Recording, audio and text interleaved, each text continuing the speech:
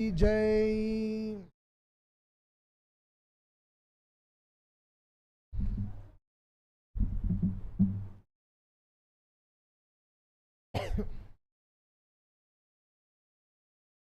శ్రీయపతి అయిన భగవానుడి యొక్క దివ్య అనుగ్రహముతో, ఆచార్యుల వారి యొక్క పరిపూర్ణ కృపాకటాక్షముతో ఈ రోజు నుండి చాలా విశేషంగా శ్రీ శ్రీ శ్రీ జయేంద్ర సరస్వతి స్వామి వారి యొక్క ఆరాధనోత్సవాంగంగా విశేషమైన కార్యక్రమాలు అన్నీ కూడా మన పరమాచార్య క్షేత్ర జగద్గురు శ్రీ చంద్రశేఖరేంద్ర స్వామి వారి యొక్క పరిపూర్ణ అనుగ్రహముతో జరిపిస్తున్నటువంటి ఈ క్షేత్ర దర్శిని ట్రస్ట్ ద్వారా ప్రతి సంవత్సరం కూడా చాలా విశేషంగా గొప్ప కార్యక్రమాలన్నీ కార్యదర్శులు చేయిస్తున్నారు. ఏది చేసినా లోకక్షేమంగా ఉండాలని మనం చేస్తున్నాం.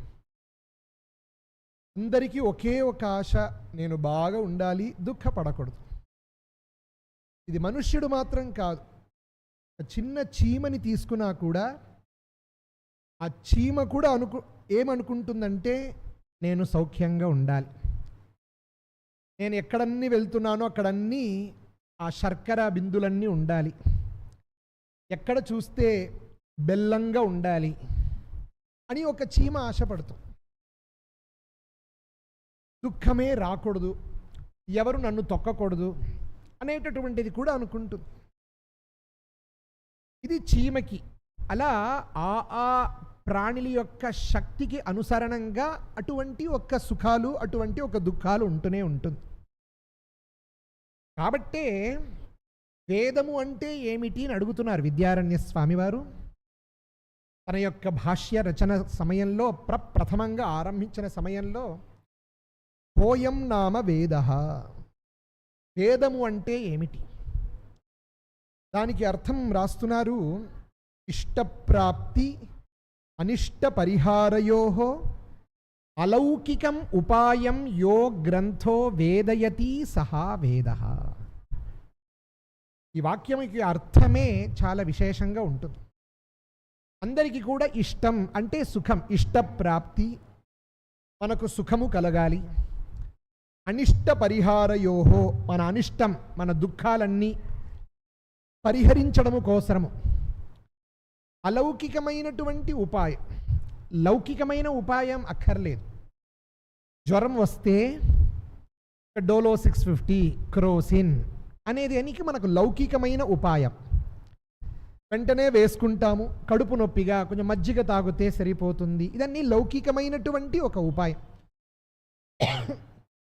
కానీ ఈ జ్వరానికి ఇస్తున్నటువంటి క్రోసిన్ మందు జీవితంలో ఒక్కసారి వేసుకుంటే జీవితంలో మళ్ళీ జ్వరము రాకుండా ఉంటుందా? తాత్కాలిక నివృత్తి, తాత్కాలికంగా దానికి ఎంతవరకు శక్తి అది దానికి శక్తి ఉందో అంతవరకే అది సరిచేస్తుంది. కానీ ఇంకా జీవితం మొత్తం నాకు జ్వరం రాకుండా, జీవితం మొత్తం నాకు ఎటువంటి బాధ లేకుండా ఏదైనా ఒక వస్తువు ఉంచుతుందా? ఉండదు. ఎందుకంటే అది లౌకికమైనటువంటి ఉపాయం ఏదైనా. కానీ అలాగనే దుఃఖ నివృత్తి అని అనుకుంటాం. ఇది సుఖము, ఇష్టప్రాప్తి అంటే మనకేమిటి? ఈరోజు మనం 1,00,000 రూపాయలు నెలకి ఉంటే మనం సౌఖ్యంగా ఉంటాం అనుకుంటున్నాం. జీవితంలో ఒక్కసారి 1,00,000 రూపాయలు సంపాదిస్తే చాలా సుఖం ఉంటుందా? లేదే. ఆ కాలంలో 1 సంవత్సరంలో ఖర్చు అయ్యేది 1,00,000 రూపాయలు. ఈరోజు ఒక్కరోజు కూడా సరిపోవట్లేదు, ఖర్చు అయిపోతుంది. మళ్ళీ సంపాదించడం కోసం మనం తిరుగుతున్నాం. కాబట్టి ఇష్టప్రాప్తిగా ఉండని, అనిష్ట పరిహారంగా ఉండని ఏది కూడా లౌకికమైనటువంటి ఉపాయాన్ని ఏదో సాధారణ లౌకికం చూపిస్తుంది. కానీ వేదం ఏది చూపిస్తుందంటే, నాయనా నువ్వు ఏదేది సుఖమును అనుకుంటున్నావో అదన్నీ సుఖము కాదు. నువ్వు అనుకుంటున్నావు నేనేదో ఈరోజు ఉంటున్నాం, మనం ఏసీలు పండుకుంటున్నాము, కారు నడిపిస్తున్నాము, ఇదే నీ యొక్క సుఖమును అనుకుంటున్నావా? లేదు. ఒక్క క్షణం ఎలక్ట్రిసిటీ బోర్డు కరెంట్ ఆఫ్ చేసేస్తే ఆ క్షణం వాడు బాధపడుతున్నటువంటి సమయం ముందే చెమట పడి ఆహా నేను నరకం అనుభవిస్తున్నాను చెప్తాడు వాడు. ఇది ఏమిటయ్యా, 5 నిమిషాల ముందు నువ్వు జిలుజిలును ఉన్నావే, ఇప్పుడు వెంటనే చెమటపడిన వెంటనే నరకాన్ని అనుభవిస్తున్నా అని చెప్తున్నావే, ఇదేనా నీ సుఖము? ఇది సుఖము కాదు. సుఖము అంటే దానికి పారమార్థిక సుఖం, ఆనందం అని చెప్తుంది శాస్త్రం. దానికి మనం ఉదాహరణం తెలుసుకోవాలంటే, రాత్రి వేళలో మనం నిద్రపోతున్నాము కదా, రాత్రిలో సుషుప్తి అవస్థ, మనం ఇప్పుడు జాగ్రత్త అవస్థలో ఉంటున్నాం.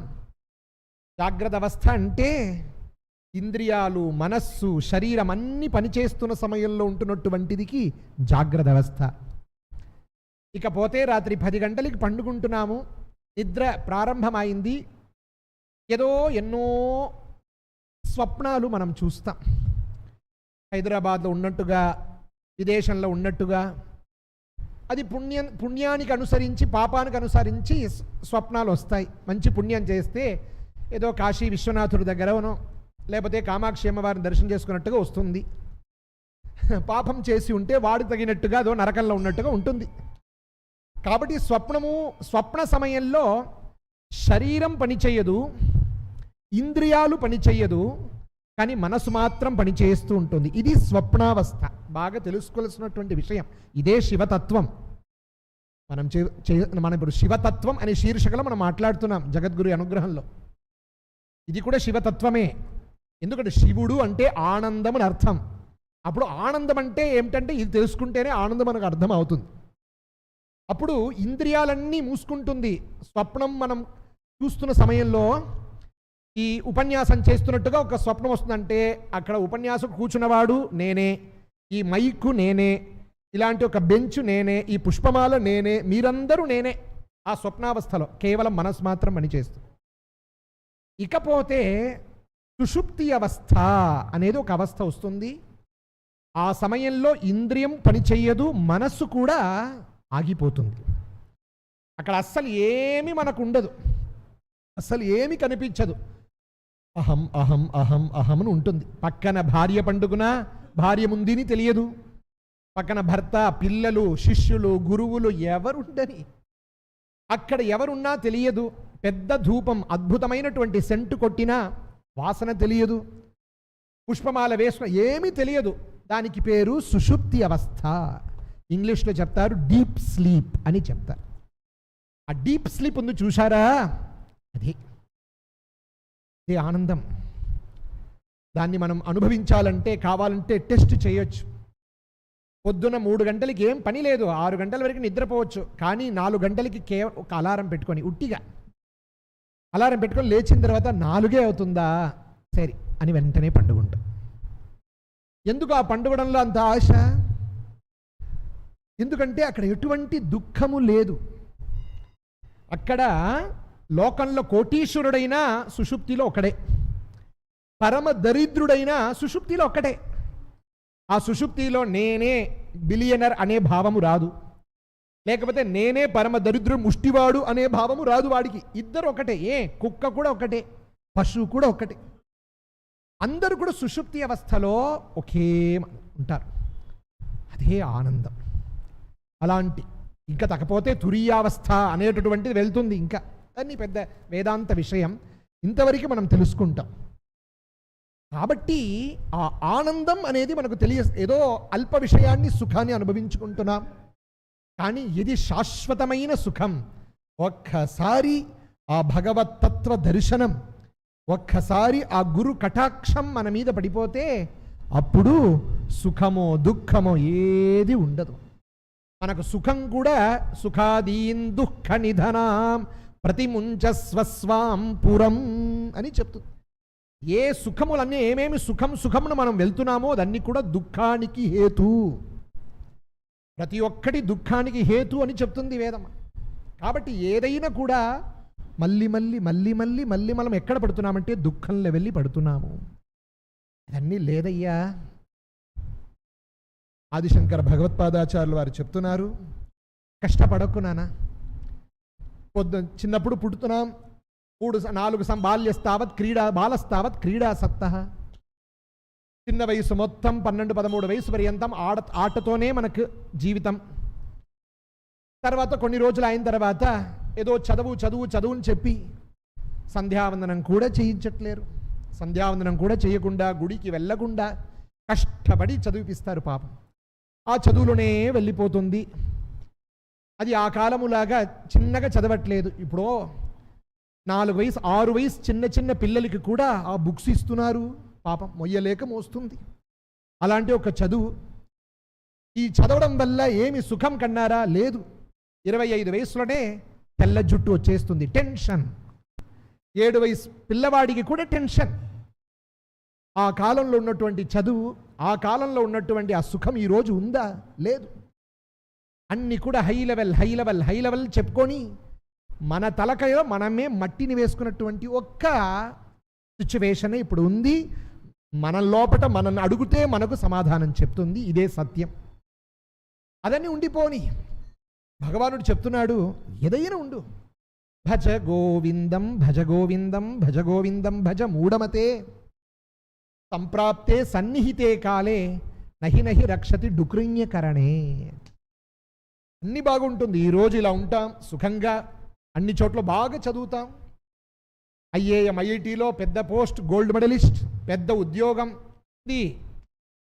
ఇదన్నీ ఉంది ఒకవైపు. ఏం ప్రయోజనం? నీకు ప్రయోజనం ఇదన్నీ నువ్వు సంపాదిస్తున్నావే, ఇది నీదా? లేదు. మనది లేనే లేదు. ఎంత మనం సంపాదించినా అది మనది కాదు. ఏది నీది? నువ్వు పుణ్యం ఏది సంపాదిస్తున్నావో అదే నీది. ఆ పుణ్యాన్ని మనం సంపాదించాలి. ఆ పుణ్యం ఎలా ఉంటుంది? ఎన్నో రకరకాలుగా పుణ్యం చేయొచ్చు. ప్రహ్లాదుడు భాగవతంలో తన నాన్నగారు హిరణ్యకశిపుని చూచి చెప్తున్నారు, నానా అత్యంత సులభం ఈ కలియుగంలో భక్తిప. ఎందుకంటే కర్మ మార్గం మనం చేయలేం. కర్మ అనేది ఏదో చిన్నది కాదు. ఏదో మహాగణపతి హోమం అనేది మనం ఏదో తక్కువ అనుకుంటున్నాం. దానికి తగినట్టు పరిశ్రమలు ఉన్నాయి. సంధ్యావందనం, ఈ గుడికి రావడం అన్నీ కూడా కర్మానుష్ఠానమే. కానీ ఇది అన్నిట్లో కూడా ఎన్నో శ్రమాలు ఉంటాయి. కర్మాన్ని మనం పూర్తిగా చేయలేం.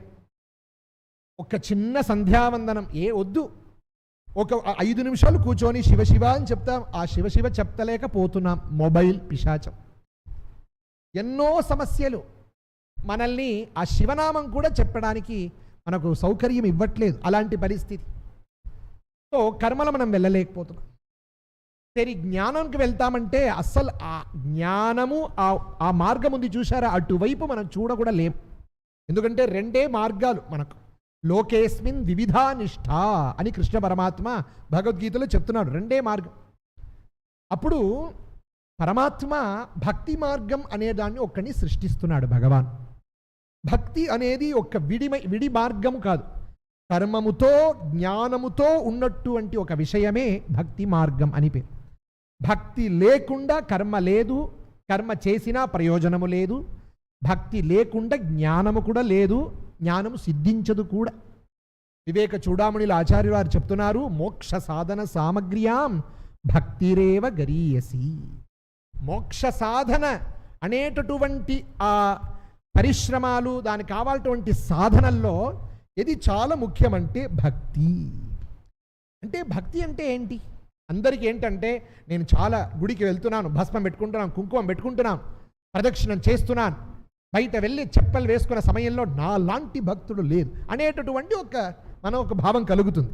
అది భక్తియే లేదు.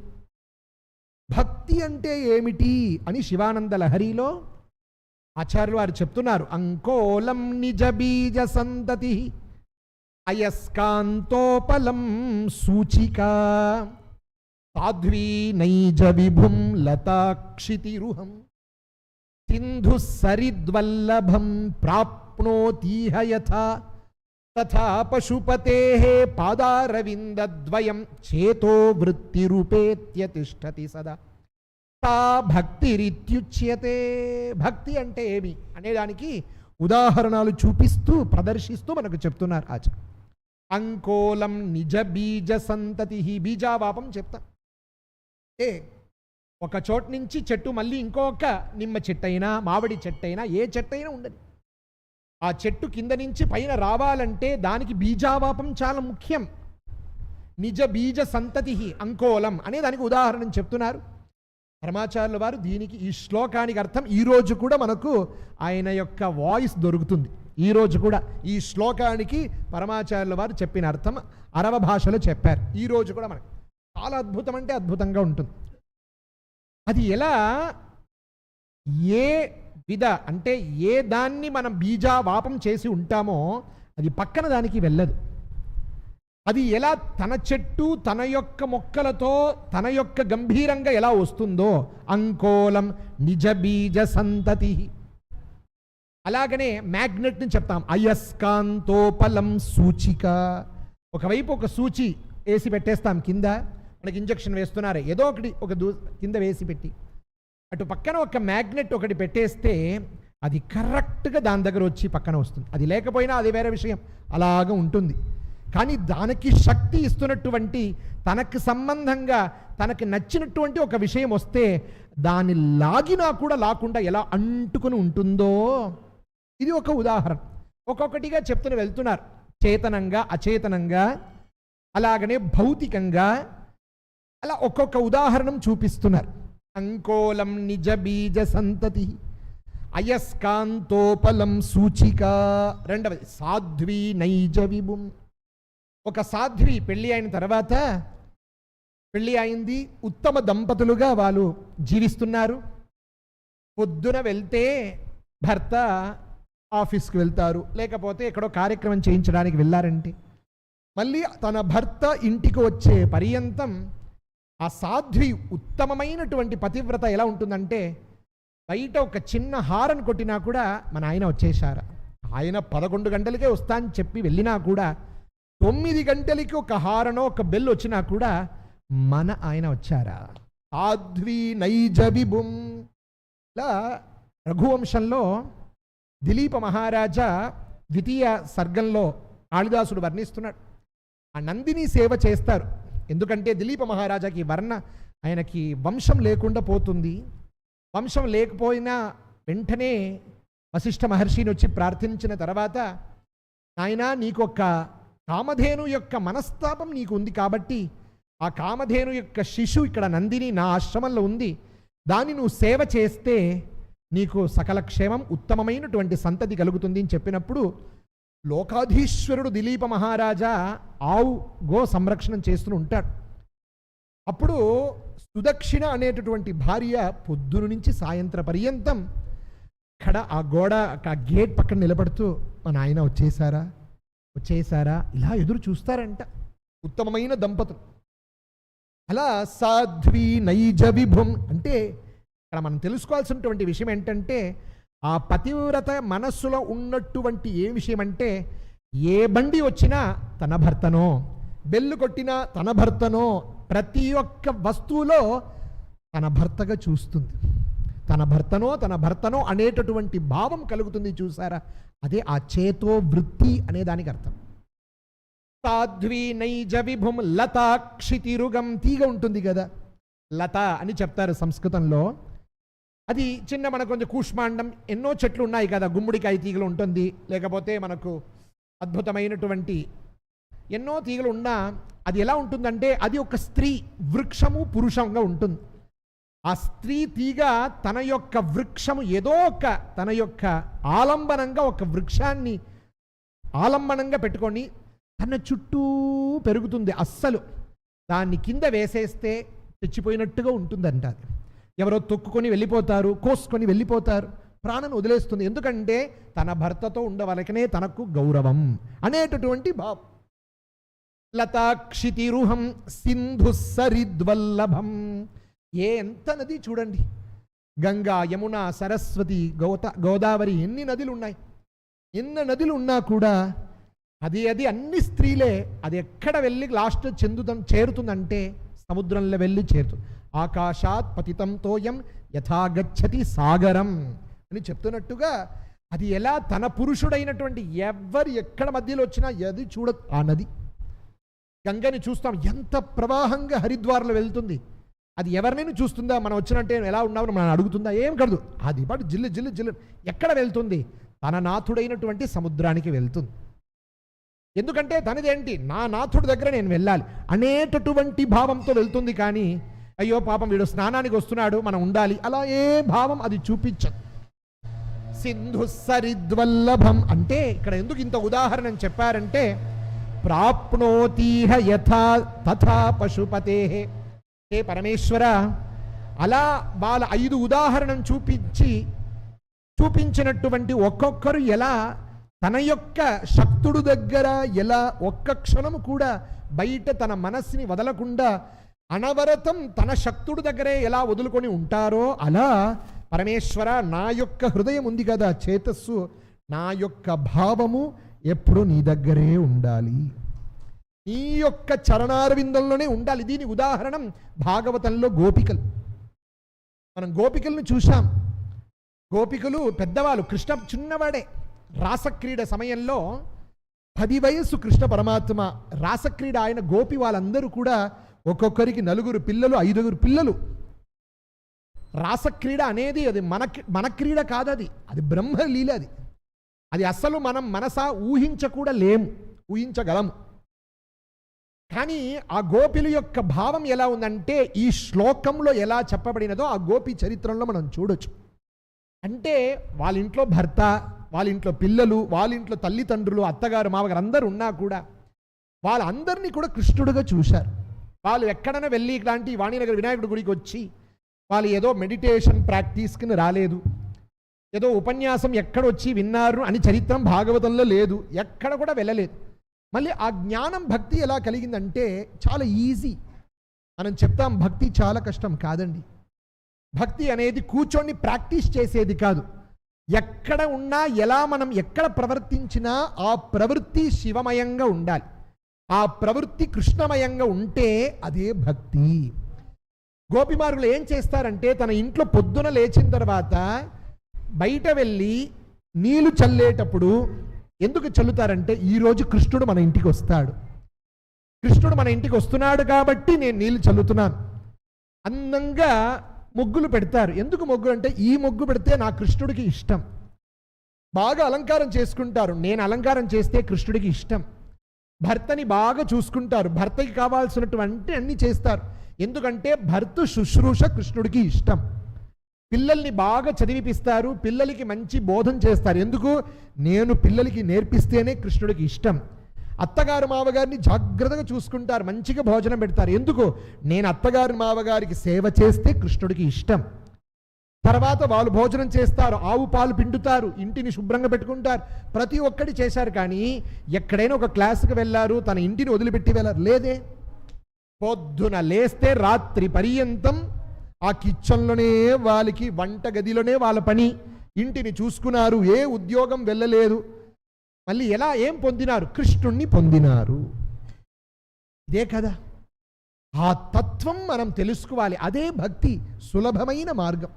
కానీ ఆ భక్తి మన ఇష్టానికి వస్తుందా? మన చేతిలో ఉందని అనుకుంటే మాత్రం అది ఫలించదు. అది గురు కృప కావాలి, గురు కటాక్షం లేకుండా అది మనకు సిద్ధించదు. అలాంటి యొక్క భక్తి పరమేశ్వరుడి దగ్గర మనకు రావాలి.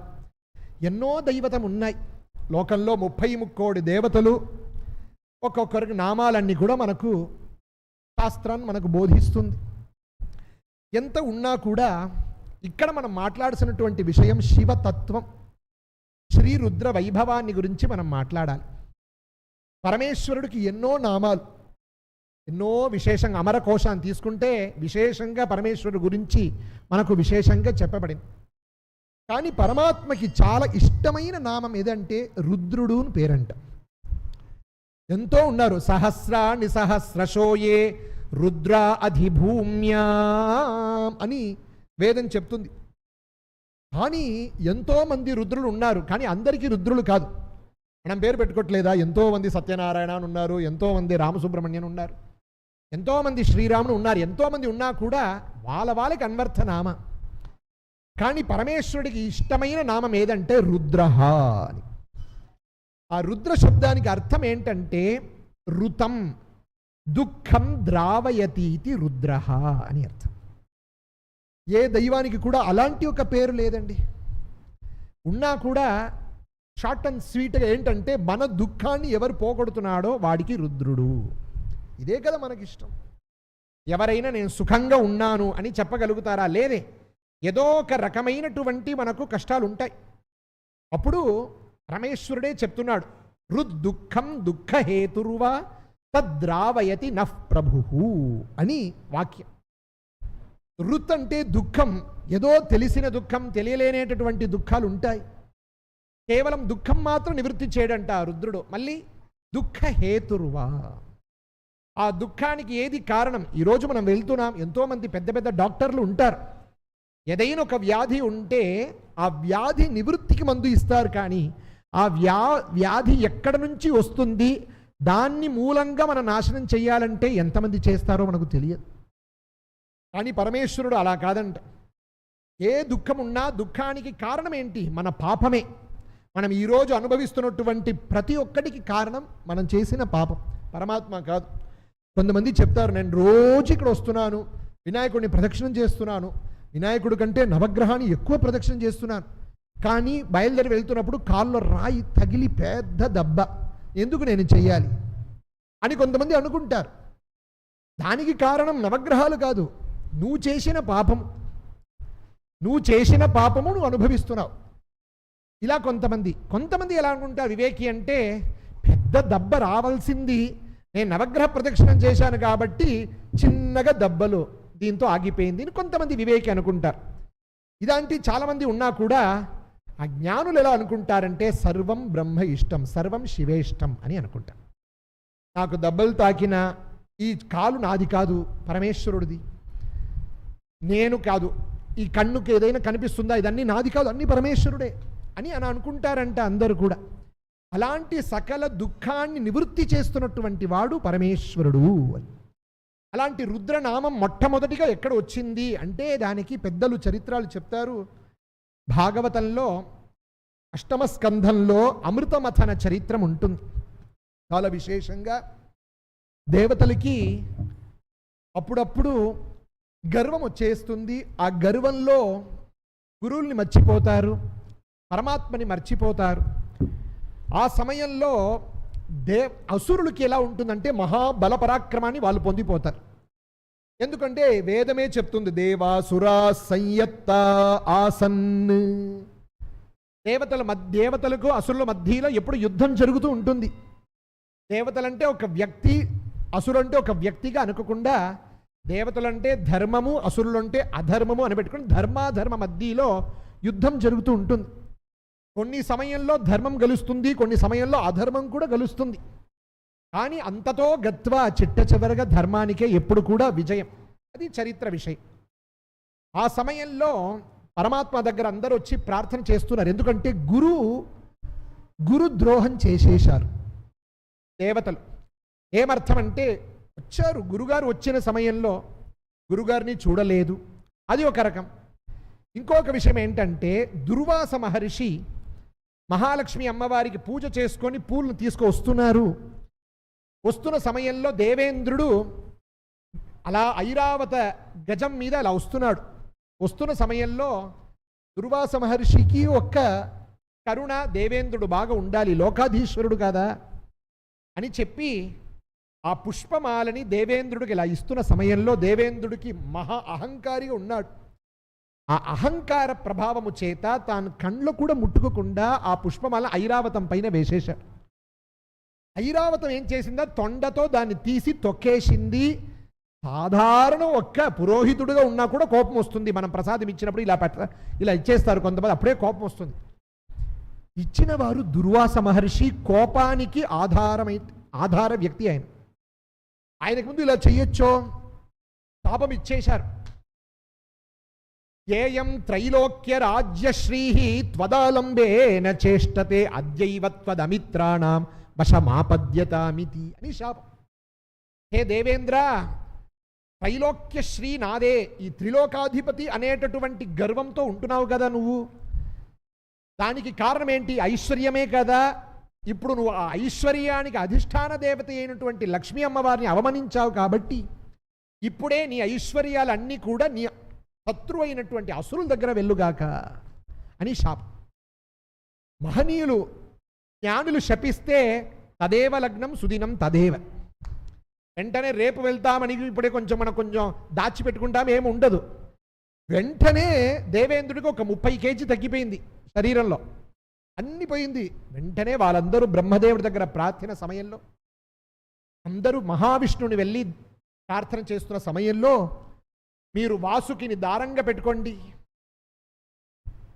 మంథరం అలానే మంథనంగా పెట్టుకొని మీరు క్షీరాబ్ధిలో మీరు వెళ్ళి అమృత మథనం చేస్తే అమృతం వస్తుంది, దాన్ని తాగితే మీకు క్షేమం కలుగుతుంది, కనీసం అసురులు వేస్తున్న దెబ్బలో మీ ప్రాణం వెళ్లకుండా ఉంటుంది, శక్తి ఉంటుంది అని చెప్పారు. ఆ మథనం చేస్తున్న సమయంలో మొట్టమొదటిగా అమృతము రాలేదు, ఏది వచ్చింది? హాలాహల విషం వచ్చేసి.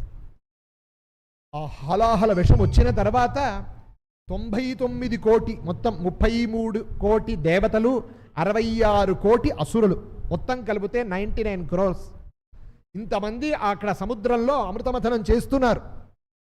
ఆ సమయంలో హాలాహల విషం వచ్చిన తర్వాత ఏమి చేయాలో తెలియలేదు, అందరికీ మంట, కొంతమంది తల చుట్టి కింద పడుతున్నారు.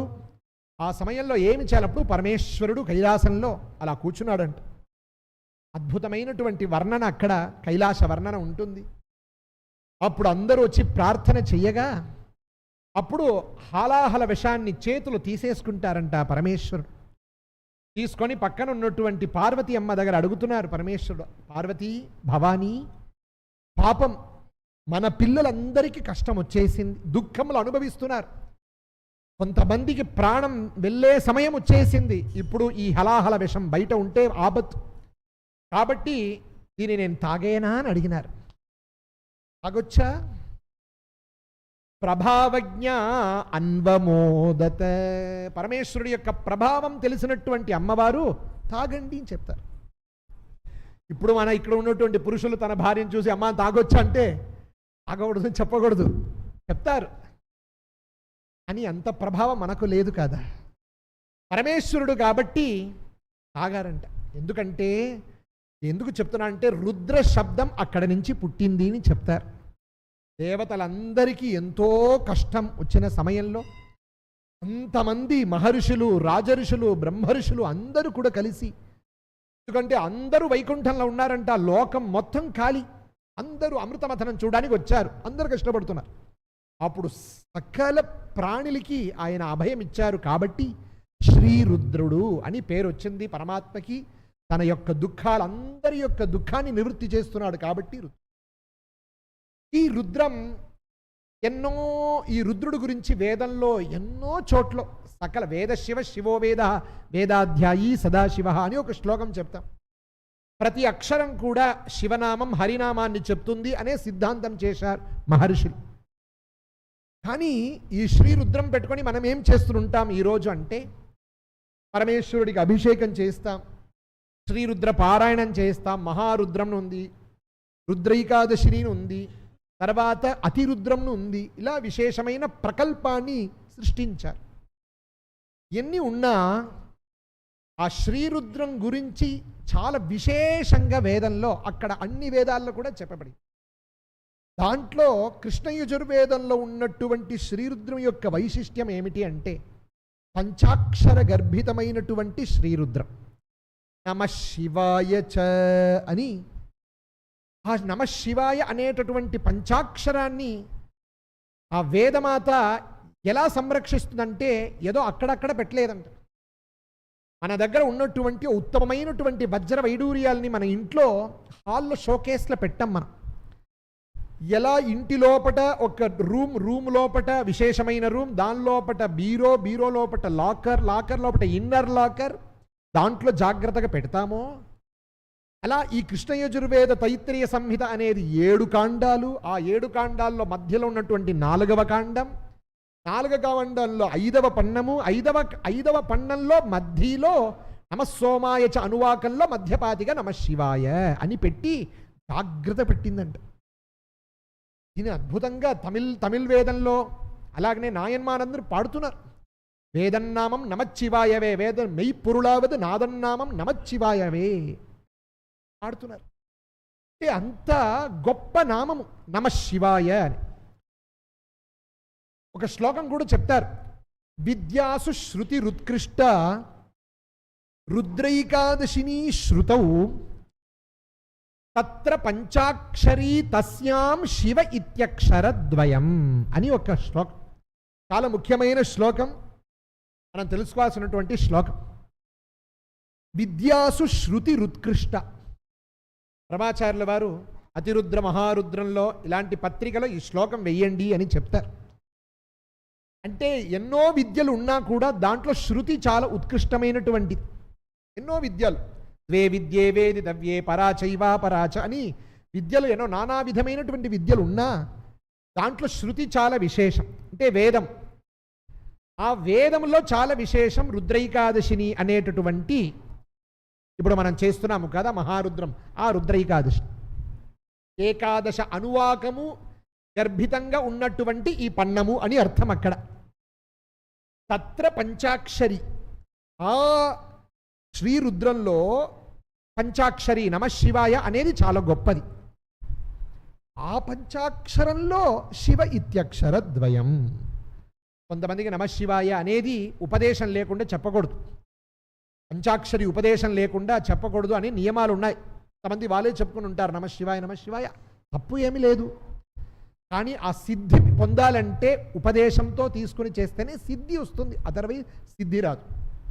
కానీ శివశివ నామం చెప్పడానికి ఉపదేశాలు అక్కర్లేదు, ఎవ్వరైనా చెప్పొచ్చు. కాబట్టి అంత గొప్ప నామ శివనామం. ఇలా ఉంది కదా, మనం అభిషేకం చేస్తూ ఉంటాం. ఇలాంటి రుద్రైకాదశిని అనేది మనం అనుకుంటున్నాము ఏదో శివ రుద్రాభిషేకానికి అనేది, ఇది కాదు. ఈ శ్రీరుద్రం అనేది మహాగ్ని చయనం అని ఒక పెద్ద యాగం ఉంది వేదంలో. 4వ తైత్రీయ కృష్ణ యజుర్వేద తైత్రీయ సంహితలో 4వ 5వ మొత్తం మహాగ్ని చయనంలో మంత్రబ్రాహ్మణ భాగంగా కనిపిస్తుంది. చాలా విశేషం, మనం తెలుసుకోవాలి. ఇది విషయాలన్నీ ఏదో రుద్రం చెప్తున్నారు, పండితులు రుద్రం చెప్తున్నారు, అభిషేకం చేస్తున్నారు, ఇదన్నీ మన కోసము మహర్షులు పునః తపశ్చేసి సంపాదించినటువంటి విషయం. కానీ ఈ శ్రీరుద్రం ఎక్కడ వినియోగం అంటే మంత్రాలన్నిటికీ ప్రయోగంని పేరు. మంత్రం అంటే ఉట్టిగా లోపట పెట్టి దాచిపెట్టుకోవడం కాదు. మననాత్రాయతే ఇది మంత్ర, దాన్ని ఎప్పుడు మననం చేస్తూ ఉండాలి, ప్రయోగంలో కూడా ఉంటుంది. అలా ఉండగా ఈ శ్రీరుద్రం ఎక్కడ ప్రయోగం అంటే మహాగ్ని చయనంను ఒక పెద్ద యాగం 10-11 రోజు చేస్తుంటారు ఆ యాగం. ఆ యాగం ఎలా అంటే ఇప్పుడు ఈరోజు పొద్దున ఇక్కడ 3 ఒక మెట్లులుగా కట్టి దాంట్లో లోపల మట్టి వేసి అగ్నిని దాంట్లో పెట్టి హోమం చేశారు. దీనికి మహా గణపతి హోమం. ఇలా చతురస్రంగా చేయొచ్చు, కొంతమంది రౌండ్గా చేస్తారు. సుదర్శన హోమం చేసే వాళ్ళందరూ కూడా రౌండ్గా త్రికోణాకారంలో చేస్తారు. ఇలా నానా రకమైనటువంటి హోమకుండాలన్నీ తయారు చేసి దాంట్లో హోమం చేస్తూ ఉంటారు. ఈ మహాగ్ని చయనం ఎలా చేస్తారంటే 1000 ఇటుకలు సంపాదించాలి, 5 వరస ఉండాలి, ఒక్కొక్క వరసలో 200 ఏ రూపంలో పెట్టాలి అంటే ఏన పక్షి అని ఒకటి గరుత్మంతుడులాగా ఉంటుంది ఆ పక్షి. శ్యేనచితి అని పేరు, మహాగ్ని చయనం అని పేరు, గరుడ చయనం అని కూడా చెప్తారు, వ్యవహారం చేస్తారు. అలా ఆ శ్యేన పక్షిలాగా అంటే ఒకేలాగా ఇటుకలతో చెయ్యలేం. మనం పైన నుంచి చూస్తే ఒక గరుత్మంతుడు ఇటువైపు ఆ కూర్మమైనటువంటి ఆ ముఖం ఇలా పెట్టుకొని 2 పక్కాలు 2 ఆ పక్షము వెనక తోకతో ఇలా కూర్చునుంటే ఎలా ఉంటుందో అలా తయారు చేస్తారు. అది అంత ఈజీగా కాదు, ఒక ఇంజనీర్కి ఇది రాదు. ఇది ఎలా ఆ మెషర్మెంట్ అన్నీ కూడా మనకు శుల్భ సూత్రంలో ఉపదేశించారు, ఎలా చేయాలి. ఎందుకంటే ముక్కుగా ఉండాలి, కన్నుగా ఉండాలి, రెక్కగా ఉండాలి. అలా ఉన్నప్పుడు ఒక్కొక్క ఇటుకలు ఏ మెషర్మెంట్లో ఎలా ఉండాలి. ముఖము కోసం ఒక మెషర్మెంట్, తోక కోసం ఒక మెషర్మెంట్, పక్షం కోసం ఒక మెషర్మెంట్, ఇలా ఒక్కొక్క మెషర్మెంట్తో చేయాలి కదా. దానికోసం ఒకరు తయారు చేసేవాళ్ళు ఉన్నారు ఈ రోజు కూడా. ఇప్పుడు కూడా మహాగ్ని చయనం జరుగుతుంది, చాలా గొప్ప. అది ఒక్కొక్క రోజు 200గా 5 రోజులు దాన్ని కడతారు విశేషంగా. దాంట్లో పరమేశ్వరుని ఆవాహనం చేసి అక్కడ ఈ శ్రీ రుద్రముతో హోమము అక్కడ విధిస్తుంది. త్రేధా విభక్తం జుహోతి అని 3గా విభజనం చేసి ఆ మంత్రాల్ని 3 రకాలుగా విభజనము చేసి అక్కడ హోమం చెయ్యాలి. ఎక్కడ? ఈశాన్య పక్షంలో, అంటే ఈశాన్య భాగంలో చిట్ట చివరిగా ఎక్కడ మనం పూర్తి చేస్తారో వాళ్ళు ఆ ఇష్టకోపధానం అని పేరు దానికి. పతయా దేవతయాంగిరస్వధ్రువా సీద అని చెప్పి ఇష్టకోపధానం చేస్తారు. అలా చిట్ట చివరిగా ఈశాన్య దిగ్భాగంలో అక్కడ హోమం జరుగుతుంది త్రేధా విభక్తంగా. ఇది శ్రీరుద్రము యొక్క ప్రయోగం. కానీ మనకు అదన్నీ చూడడమే చాలా దుర్లభం. కేశవాలు దానికంటే అత్యంత దుర్లభం. ఇలా ఉండగా ఆ పరమాత్మని సాక్షాత్కరించాలి, పరమాత్మ యొక్క అనుగ్రహం మనం పొందాలంటే దానికి ఏదైనా మనము ఇలాంటి ఒక్క రుద్రముతో మనము శివారాధన చెయ్యాలి కదా. ఎందుకంటే ఇక్కడ నేను చెప్పదు, ఈ రుద్రైకాదశిలో ఒక్కొక్క అక్షరం శివుడిని వర్ణిస్తుంది. 11 అనువాకాలు. మొదటి అనువాకం మొత్తం శ్రీరుద్ర ప్రభావం, అంటే పరమేశ్వరుడు యొక్క ప్రభావం. తర్వాత 2వ అనువాకం నుంచి ప్రారంభించి 9వ అనువాకం పూర్తి పర్యంతం 8 అనువాకములతో పరమేశ్వరికి నమస్కారం. అంతతో నమస్కార, ఉభయతో నమస్కార అని చెప్తారు, ఆదితో నమస్కారం అని చాలా ఉంది. అలా మొదటి 3 అనువాకాలు, 2వది 3వది 4వది అన్నీ కూడా ఉభయతో నమస్కారం. నమో హిరణ్యబాహవేసే నాన్యే దిశాంచపతయే నమః, నమో వృక్షేభ్యో హరికేశేభ్యః పశూనాం పతయే నమః. అలా 2 చోట్ల కూడా నమస్కారం వస్తుంది. తర్వాత 5, 6, 7, 8 అనేటటువంటి 5 అనువాకాలు మొత్తం, అంటే 4, 5, 6, 7, 8 అనేటటువంటి 5 అనువాకాల్లో ఆదిలో ఉంటుంది నమో భవాయ చ రుద్రాయ చ నమః శర్వాయ చ పశుపతయే చ అని ప్రారంభంలో. ఇలా నానా రకంగా ఈ శ్రీ రుద్రాన్ని అద్భుతంగా పరమేశ్వరుడి యొక్క ఆ ఉచ్ఛ్వాస నిశ్వాసం రూపంగా మనం చూస్తున్నాం. ఇలా ఉండగా తర్వాత 10వ అనువాకం మొత్తం ప్రార్థన, తర్వాత చిట్ట చివరి అనువాకముతో నమస్కారం అనేటటువంటి ప్రణాళికని మనకు అనుగ్రహిస్తుంది అక్కడ. ఇలా ఉండగా మనకు అయజ్ఞ అనేటటువంటి కొన్ని విషయాల్లో మనకు దాన్ని అలా వెళ్ళి మనం చేయలేం. దానికోసం గరుడ చయనాన్ని మనం తయారు చేసి ఏదో మన ఇష్టానికి చేసి మనం చేయడం వల్ల నేను కూడా మహాగ్ని చయనం చేసేసాను, పరమాత్మ సంతోషపడ్డాడు అనేది చేసుకుంటే మహామూర్ఖత్వం. అది ఇది అంత కష్టము కాదు, అది ఒక్క సులభంగా మనం చేయలేం. ఎన్నో లక్షలు కోట్ల రూపాయలు ఖర్చు అవుతేనే ఆ యజ్ఞాలని మనం చేయడం కుదురుతుంది. ఇప్పుడు సమీపంలో కూడా ఎంతోమంది చేస్తున్నారు మహాగ్ని చయన యాగం. చాలా గొప్ప యాగం అది. దాన్ని మనం వెళ్ళి చూడాలి. మనము ఎక్కడెక్కడ యాగం జరుగుతుంది ఈ రోజులో పేపర్లు వస్తుంది, పత్రికలు వేస్తున్నారు. మనల్ని పిలిచారా కూడా అక్కర్లేదు, మనం పిలవకుండానే యజ్ఞంలో వెళ్ళి దర్శనం చెయ్యాలి. మనకు తోచినటువంటి చిన్న మన చేత ఏదో ఎంత కైంకర్యం మనకు శక్తి ఉందో మనం చెయ్యాలి. ఇదే అనేది మనకు శాస్త్ర విహితం. ఇది కూడా మనం పిలిస్తేనే వెళ్ళాలి అనేది మనం మనసులో పెట్టుకోకూడదు. ఇవన్నీ కూడా అనాహూత అధ్వరం గచ్చేత్ అని శాస్త్రం చెప్తుంది. కాబట్టి ఇలాంటి గొప్ప మహాగ్ని చయనంలో పఠింపబడినటువంటిది శ్రీరుద్రం. ఈ శ్రీరుద్రం అయిన తర్వాత దీనికి నమకం అని పేరు, ఇంకొక పేరు. ఎందుకంటే నమః నమః నమః నమః అని వస్తుంది కాబట్టి నమకం అని ఒక వ్యవహార నామం పెట్టారు పెద్దలు. ఆ తర్వాత మనం చమకం అని చెప్తున్నాము కదా, అగ్నావిష్ణువుని ప్రవాజశ్చమే ప్రసవశ్చమే అని 360 పైన ప్రార్థన. నాకు ఇది కావాలి, అది కావాలి, ఇది కావాలి అని ప్రార్థన. దీనికి వసోర్ధార అగ్నా విష్ణు ఇది వసోర్ధారాయా అని ఆ అగ్నా విష్ణు అనేటటువంటిది ప్రారంభించి వసోర్ధార అని ఆ పరమాత్మ 12 అని జుహోతి అని మనకు ప్రక్రియ, అదన్నీ శ్రౌత ప్రక్రియ. నాకు ఇది కావాలి, మనకు ప్రార్థన కూడా చేయడం రాదు కాబట్టి వేదమాత తనే మనకు ప్రార్థన ఎలా చేయాలి బోధిస్తుంది.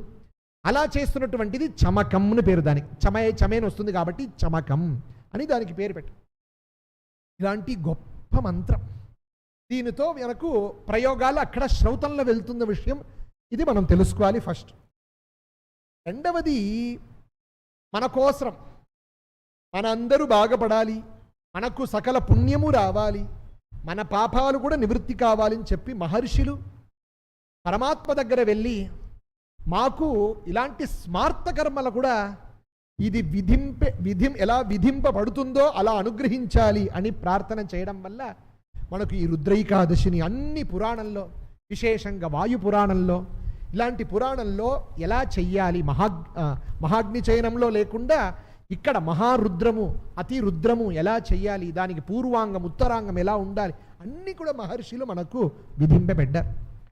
దాంట్లో జాబాలోపనిషత్ అనేటటువంటి ఒక ఉపనిషత్, దీంట్లో చాలా విశేషంగా కర్మానుష్ఠానం, ఎవరు కర్మ ఉన్నాడో వాడు కూడా రుద్రజపం చెయ్యాలి, ఉపాసకుడు రుద్రజపం చెయ్యాలి, మోక్షి ఎవరందరూ సన్యాసిలో వాళ్ళు కూడా చెయ్యాలి. శ్రీరుద్రం ప్రణవంచాపి అనేటటువంటిగా శ్రీరుద్రాన్ని ప్రణవాన్ని నిత్యం ఆవర్తయే ద్యతి అని శాస్త్రం. యతీశ్వరుడు ఉన్న వాళ్ళకి ఏమీ లేదు, అన్నీ వదిలిపెట్టారు, వాళ్ళని కర్మమే వదిలిపోయింది, వాళ్ళ దగ్గర అస్సలు ఏం అక్కర్లేదు. అలా ఉన్నా కూడా యతీశ్వరులు సన్యాసులు కూడా శ్రీరుద్రాన్ని మాత్రం వదలకూడదు. వేరే ఏ భాగం అధ్యయనం చెయ్యకపో అది వేరే విషయం, అధ్యయనం చేయ అక్కర్లేదు. కానీ శ్రీరుద్రం ప్రణవం ఇవి రెండింటిని మాత్రం నిత్యం ఆవర్తయే ద్యతి. ఇలాంటి ఎన్నో బోలు శ్లోకాలు, ఏదో ఒక్క శ్లోకం మనం తీసుకున్నాం కానీ ఎన్నో శ్లోకాలు వాళ్ళకు కూడా చెప్పాలంట. ఎందుకంటే అక్కడే జాబాలోపనిషత్తులో విశేషంగా అక్కడ కూర్చున్నారు, యాజ్ఞవల్క్య మహర్షి కూర్చున్నారు. అక్కడ బ్రహ్మచారులు అంటే బ్రహ్మ విచారం చేస్తున్నటువంటి వాళ్ళు కొంతమంది బ్రహ్మ విచారం చేస్తున్నారు. దాంట్లో ఒక్క శిష్యుడు లేచి తన గురు దగ్గర అడుగుతున్నారు, కిం జప్యేన అమృతత్వన్నో బ్రూహి. హే గురునాథ, నాకు మీరు అనుగ్రహించాలి, ఏ జపము చేస్తే మాకు అమృతత్వం కలుగుతుంది. అమృతత్వం అంటే ఏంటంటే ఇక్కడ ఏదో కాదు, మోక్షం అని అర్థం. ఇక్కడ అమృతత్వం అంటే ఏది జపం చేస్తే మాకు మోక్షం అని అడుగుతున్నారు. వెంటనే శతరుద్రీయకేన, ఏం ఆలోచన చేయలేదు. ఎందుకంటే ఒక్క విషయం మనం చెప్తే అది అందరికీ వెళ్ళాలి, అప్పుడే దానికి విశిష్టత ఉంటుంది. శాస్త్రంలో చెప్తారు, ఏదైనా ఒకటి ఆవుకి ఏది లక్షణం అంటే సాస్నామత్వం గో లక్షణం అని చెప్తారు. ఇక్కడ సాస్నాన్ ఉంటుంది కదా, ఆవుకి మాత్రమే ఉంటుంది, వేరే ఎవరికి ఉండదు. అది అతివ్యాప్తియో అవ్యాప్తియో అసంభవమో లేకుండా శుద్ధంగా ఉంటే అది లక్షణం చెప్పినట్టుగా ఇక్కడ వెంటనే ఆ గురుగారు చెప్తున్నారు, కిం జప్యేన అమృతత్వం శతరుద్రీయకేన.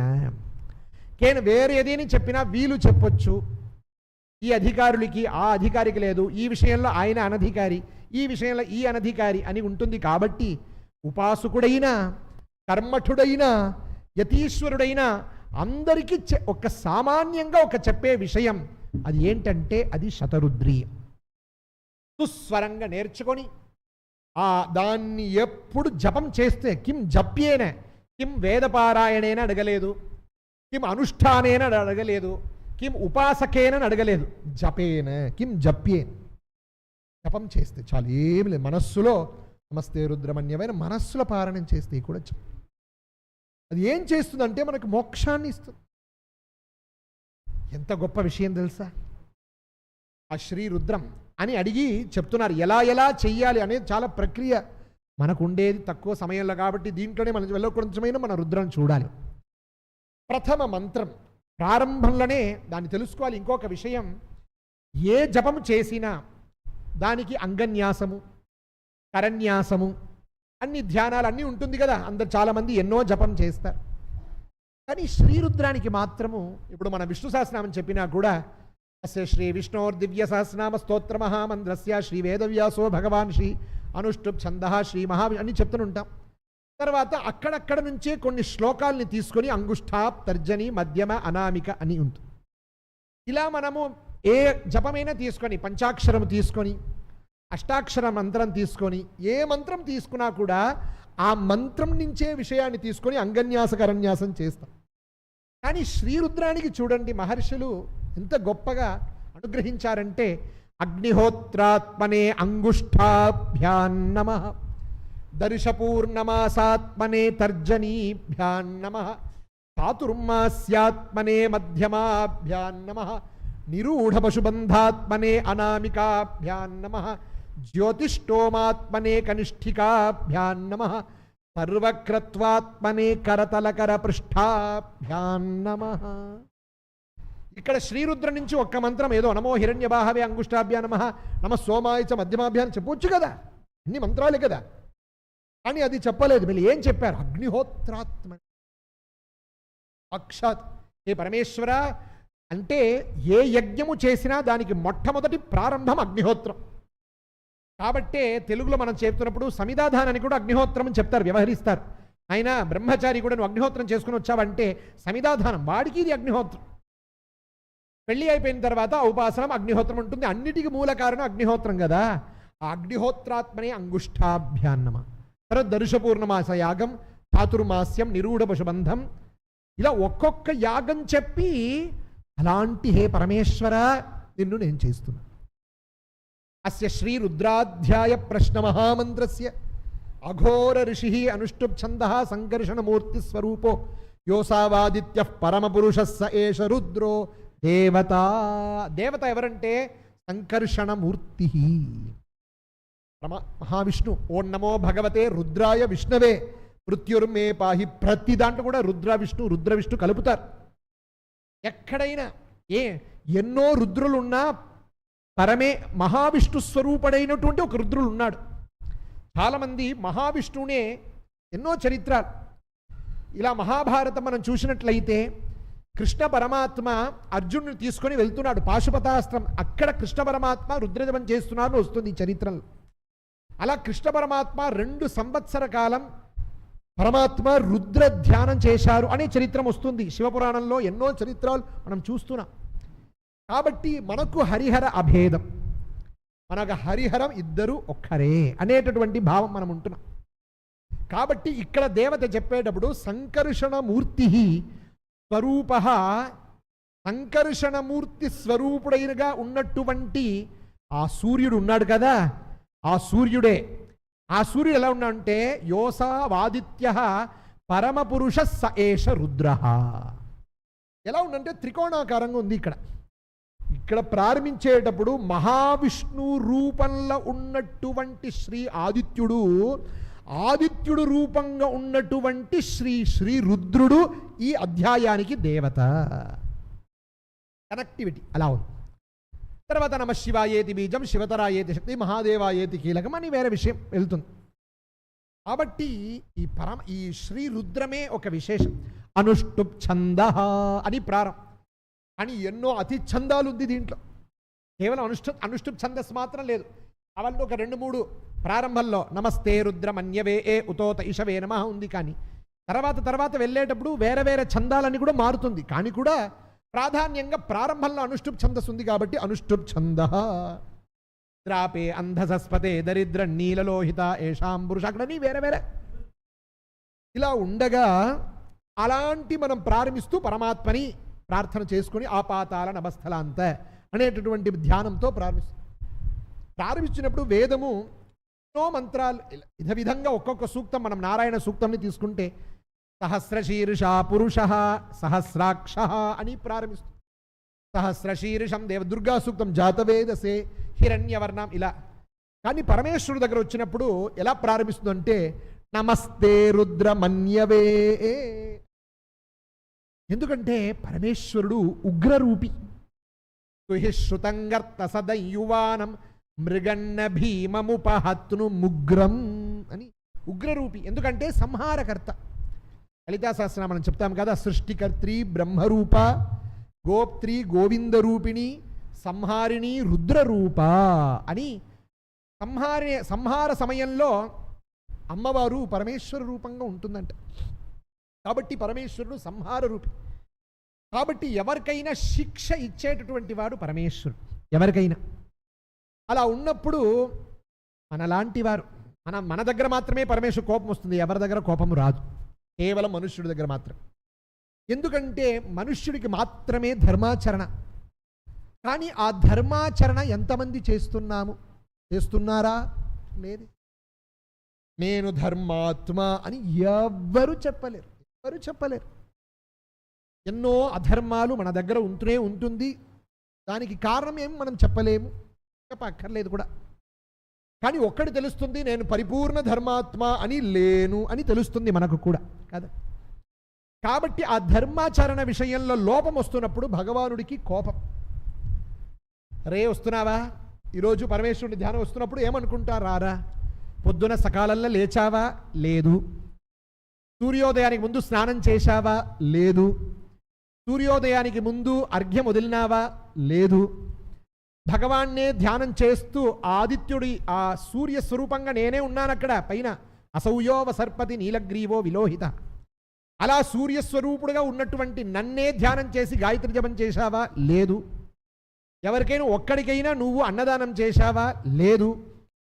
ఎక్కడైనా వెళ్ళావా, పొద్దునుంచి ఏదైనా మంచి విషయం సత్సంగానికి వెళ్ళావా, లేదు. మళ్ళీ ఎందుకు ఇక్కడ వచ్చావు, కోపం. పరమాత్మకి కన్ను అలాగనే రక్తవర్ణంగా మారుతుంది. ఇలా వచ్చినప్పుడు మనం వెంటనే ఏం చూస్తాం, పరమాత్మకి కన్ను అలా రక్తంగా మారుతుంది కదా, ఆ కోపాన్ని చూస్తున్నాం. వేదమాత మన కోసం, మనం ఏదైనా స్కూల్లో తప్పు చేస్తే, స్కూల్లో తప్పు చేసి ఆ విషయం హెడ్ మాస్టర్ నాన్నగారికి చెప్పి ఉంటారు. ఇది అమ్మగారికి తెలిసిపోతుంది, రేపు పొద్దున్న నిద్రపోతున్నాడా, రేపు చూసుకుంటాను అని ఉన్నప్పుడు ఆ అమ్మ పొద్దున తొందరగా లేచి, అబ్బాయిని నాన్నగారికి విషయం తెలిసిపోయిందిరా, ఈరోజు నేను కొట్టడానికి స్కేల్ పక్కన పెట్టుకున్నారు, నేను ఒకటి నేర్పిస్తాను, ఇదన్నీ చెప్పు. నాన్నగారు మీకంటే నాకు ఎవరు లేరు అని ఏదో ఒక చిన్న స్తోత్రం నేర్పించి వెంటనే నాన్నగారు కాళ్ళ వెళ్ళి పడు, నాన్నగారు నేను కొట్టరు అని అమ్మ చెప్తుంది కదా. అదే సాధారణ అమ్మనే మనకి బోధించేటప్పుడు వేదమాత మనకి బోధిస్తుంది. ఒరే శ్రీరామా, పరమాత్మ దగ్గర వెళ్ళి నీ కోపానికి నమస్కారం చెప్పు. నమస్తే రుద్ర మన్యవే, హే రుద్ర, నా దుఃఖాన్ని నువ్వే నివృత్తి చేయాలి, నేను తప్పు చేయలేదు, నేను దుఃఖంలో ఉన్నాను కాబట్టి తప్ప చేసేటట్టుగా మారిపోతున్నాను. కాబట్టి హే పరమేశ్వర, నమస్తే రుద్ర మన్యవే, నీ కోపానికి మొట్టమొదటి నమస్కారం. నువ్వు కోపం చేస్తే వెంటనే ఏం చేస్తావు తెలుసా, ఉతోత ఇషవే నమః, వెనక ఆ ఇషు సంచి ఉంటుంది కదా, అక్కడి నుంచి బాణాన్ని తీస్తావు. ఫస్ట్ కోపం వచ్చిన వెంటనే ఇలా తీస్తావు కదా, ఆ బాణానికి రెండవ నమస్కారం, ఉతోత ఇషవే నమః. బాణాన్ని తీసి ఇలా వదలలేం, ఆ బాణం వదలలా అంటే పక్కన ధనుస్సు కావాలి కదా, నమస్తే అస్తు ధన్వనే, పరమేశ్వర మూడవ నమస్కారం నీ యొక్క ధనుస్సుకి, నీ యొక్క ధనుస్సుకి మూడవ నమస్కారం. తర్వాత ఏది చేయనా, ఈ బాణం తీయాలనా, ధనుస్సుని ఈ చేతులు పెట్టుకోవాలనా, చెయ్యిని రెండు ఉండాలి కదా. ఈ చెయ్యి లేకపోతే అలాగనే నిలబడుతుందా, అలాగనే బాణం వెళ్తుందా, నీకన్నీ వెళ్తుంది, కానీ నా దృష్టికి ఉండాలి కదా. కాబట్టి నీ రెండు చేతికి నమస్కారం చేస్తున్నాం. బాహుభ్యాముతతే నమః, నీ యొక్క చేతికి నేను నమస్కారం చేస్తున్నా, నీ యొక్క భుజానికి, రెండు బాహుకి నేను నమస్కారం చేసేస్తున్నా. ఎందుకంటే నువ్వు బాహుతోనే తీస్తావు కాబట్టి నేను దానికి నమస్కారం చేసేస్తున్నా, నన్ను కాపాడు. యాత ఇషు శివతమా శివం బభూవతే ధను. ఇలా మంత్రాలన్నిటికీ ఒక్కొక్క మంత్రానికి దేవత ఋషి ఛందస్సన్ని ఉంది, మనం చెప్పుకోవట్లేదు. కానీ శాస్త్రంగా చూస్తే ఒక్కొక్క రుక్కుకి ఆ రుక్కుకి దేవత. ఇప్పుడు అధ్యవోచం తీసుకుంటే అధ్యవోచది మంత్రస్య కణ్వ ఋషి అనుష్టుప్ ఛంద శంభుర్దేవత అని అధ్యవోచతి మంత్రం దానికి. అలా ఇప్పుడు నమస్తే రుద్రమన్యవ ఇది మంత్రస్య అని ఒక్కొక్క దానికి రుద్ర దేవత ఉంది, ఋషులు ఉన్నారు. ఎందుకంటే వేదము ఎవరి చేయ రాయపడినది కాదు, వేదం అనేది మహర్షులు కనపెట్టారు, వాళ్ళ యొక్క తపఃప్రభావం చేత కనపెట్టారు. కాబట్టి వేదానికి మంత్రద్రష్టలు అని మహర్షులకు పేరు, అతీంద్రియ ద్రష్ట ఋషి అని చెప్తారు. కాబట్టి ఆ వేద మంత్రాల్ని కనపెట్టిన వారు మహర్షులు, కాబట్టి ఆ మహర్షుల యొక్క పేరు పెడతారు. ఈ మంత్రద్రష్ట. ఇప్పుడు గాయత్రి జపం చేస్తున్నాం, సావిత్ర్యా ఋషి విశ్వామిత్ర నిచిత్ గాయత్రి ఛందస్ సవితా దేవత అని. మనం గాయత్రి జపానికి ఎవరు మహర్షి? విశ్వామిత్ర మహర్షి. అంటే విశ్వామిత్ర మహర్షి రాసినది కాదు, ఆయన కనపెట్టారు, ఆయన కనపెట్టారు. దానికి ముందు నుంచి మంత్రాలు మాత్రం ఉంది, కానీ మనకు అందచేసేది విశ్వామిత్ర మహర్షి. అలా ఉండగా ఒక్కొక్క మంత్రానికి ఒక్కొక్క దేవత ఋషి ఛందస్ ఉంది. రెండవ మంత్రం యాత ఇషు శివతమా, ఏ పరమేశ్వర నీ యొక్క బాణం ఉంది కదా అది శివతమా, శాంతంగా ఉండదు. ఎలా ఉండాలి? ఇన్ కేస్ నువ్వు వేసినా కూడా పుష్పమాలలాగా నా మీద పడాలి, అంత మంగళంగా ఉండని అని భావం మనం తెలుసుకోవాలి. అక్కడ యాత ఇషు శివతమా శివం బభూవతే ధను. శివం, నీ యొక్క ధనుసు ఉంది కదా, అద్భుతమైనటువంటిది పరమేశ్వరుడి యొక్క ధనుసు. ఆ ధనుసు ఉంది కదా, అది ఎలా ఉండాలంటే మంగళంగా ఉండాలంట, నా మీద అనుగ్రహ బుద్ధితో ఉండాలి. శివాశరవ్యాయాత బతయానో రుద్రమృడయ, ఇలా అద్భుతమైనటువంటి మంత్రాలు. దాంట్లో విశేషం ఈ మంత్రము నేను ముందు చెప్పాను కదా, అధ్యవోచత అని మంత్రం చెప్తాను కదా, 5వ మంత్రము 6వ మంత్రం. దీన్ని పారాయణం చెయ్యాలి. ఎక్కువ పారాయణం ఈ మంత్రాన్ని చేస్తారు. ఎందుకంటే వ్యాధితో పీడిస్తున్న వాళ్ళే చాలా. నానా రకమైనటువంటి వ్యాధి, కూర్చుంటే నొప్పి, నిలబడితే నొప్పి, నడుస్తే నొప్పి, భోజనం చేస్తే కడుపు నొప్పి, చెయ్యకుండా ఉంటే నొప్పి, వ్యాధి వ్యాధి వ్యాధి. మన శరీరానికి ఎలాంటి వ్యాధి ఎలా వస్తుందో మనకు తెలియదు. కరోనా అనే సమయంలో ఈ మంత్రాన్ని జపం చేయమని పెద్దలందరూ చెప్పారు. అధ్యవో చదధి వక్త ప్రథమో దైవ్యో భిషక్. వేదంలో భిషక్ అని అంటే ఎవరు మొట్టమొదటి డాక్టర్ అంటే పరమేశ్వరుడే మొట్టమొదటి డాక్టర్ అంట. వాడు ఎట్లా అంటే మన మీద పక్షపాతి అని. అధ్యవోచిత, నా కోసం చెప్తారంట ఎవరైనా ఉంటే, ఆహా ఈరోజు వాడు వేదం చెప్పేశాడు, శ్రీ రుద్రం చెప్పేశాడు. ఎందుకంటే మన తలకాయ లిపిలో అనుభవించాలంటే అనుభవించాల్సిందే. మన లలాటే లిఖితారేఖ పరిమార్ష్టం నశక్యతే హరినాపి హరేనాపి బ్రహ్మణాపి సురైర్, ఎవరు మార్చలేం. కానీ పరమేశ్వర ఆరాధన, శ్రీ రుద్ర పారాయణము ఇదన్నీ చేయడం వల్ల మనకి ఏమి లభిస్తుంది అంటే మనకి ఎన్నో కష్టాలు తగ్గుతుంది. భగవాన్ ఏం చేస్తాడంటే, మనం ఈరోజు నడిచి వెళ్తున్నాం, యాక్సిడెంట్లో మనకు పెద్ద ఫ్రాక్చర్, బోన్ ఫ్రాక్చర్ అనేది మన తలకాయలో రాసి ఉంది. కానీ మనం గుడికి వచ్చి శ్రీ రుద్ర పారాయణం చేసుకుని, లేకపోతే ఇంట్లోనే మన ఇంట్లో ఉన్నటువంటి పరమేశ్వరుడికి ఒక రుద్రం చెప్పి అభిషేకం చేసి వెళ్తే జస్ట్ కింద పడతాం, ఒక రక్తం మాత్రం వస్తుంది, కానీ ఫ్రాక్చర్ కాకుండా ఉంటుంది. దెబ్బ సత్యం, ప్రారబ్ధం సత్యం, కానీ వైట్ తగ్గుతాడు భగవాన్. అది పరమాత్మ యొక్క సొంత అది విషయం, ఆయన కరుణ దానికి కారణం. దాన్ని మనం ప్రశ్నించడానికి ఎవరికి హక్కు లేదు, ఎందుకంటే ఆయననే జగత్ సృష్టికర్త. కాబట్టి అధ్యవోచత్ అధివక్త, మన కోసం సపోర్ట్గా ఉంటాడంట పరమాత్మ, మన కోసం సపోర్ట్గా ఉంటాడు. కృష్ణుడి యొక్క గురుగారు సాందీపని అద్భుతం అధ్యయనం చేశారు ఆయన. చతుషష్ట్య 64 రోజులు అధ్యయనం చేశారు కృష్ణ పరమాత్మ దగ్గర. సాందీపని అడుగుతున్నారు, ఏమి కృష్ణుడు అడుగుతున్నారు, నేను ఏమి మీకు గురుదక్షిణ ఇవ్వాలి. ఇప్పుడు సాందీపని మహర్షి పక్కన తన భార్యతో మాట్లాడుకొని, 12 సంవత్సరం ముందు 12 వయస్సులో మన అబ్బాయి ప్రభాస క్షేత్రంలో పోయాడు, వాడిని మళ్ళీ తిరిగి ఇవ్వాలి అని అడగండి. కృష్ణ పరమాత్మ దగ్గర ఏది అసాధ్య సాధకుడు, ఆయననే లోకం.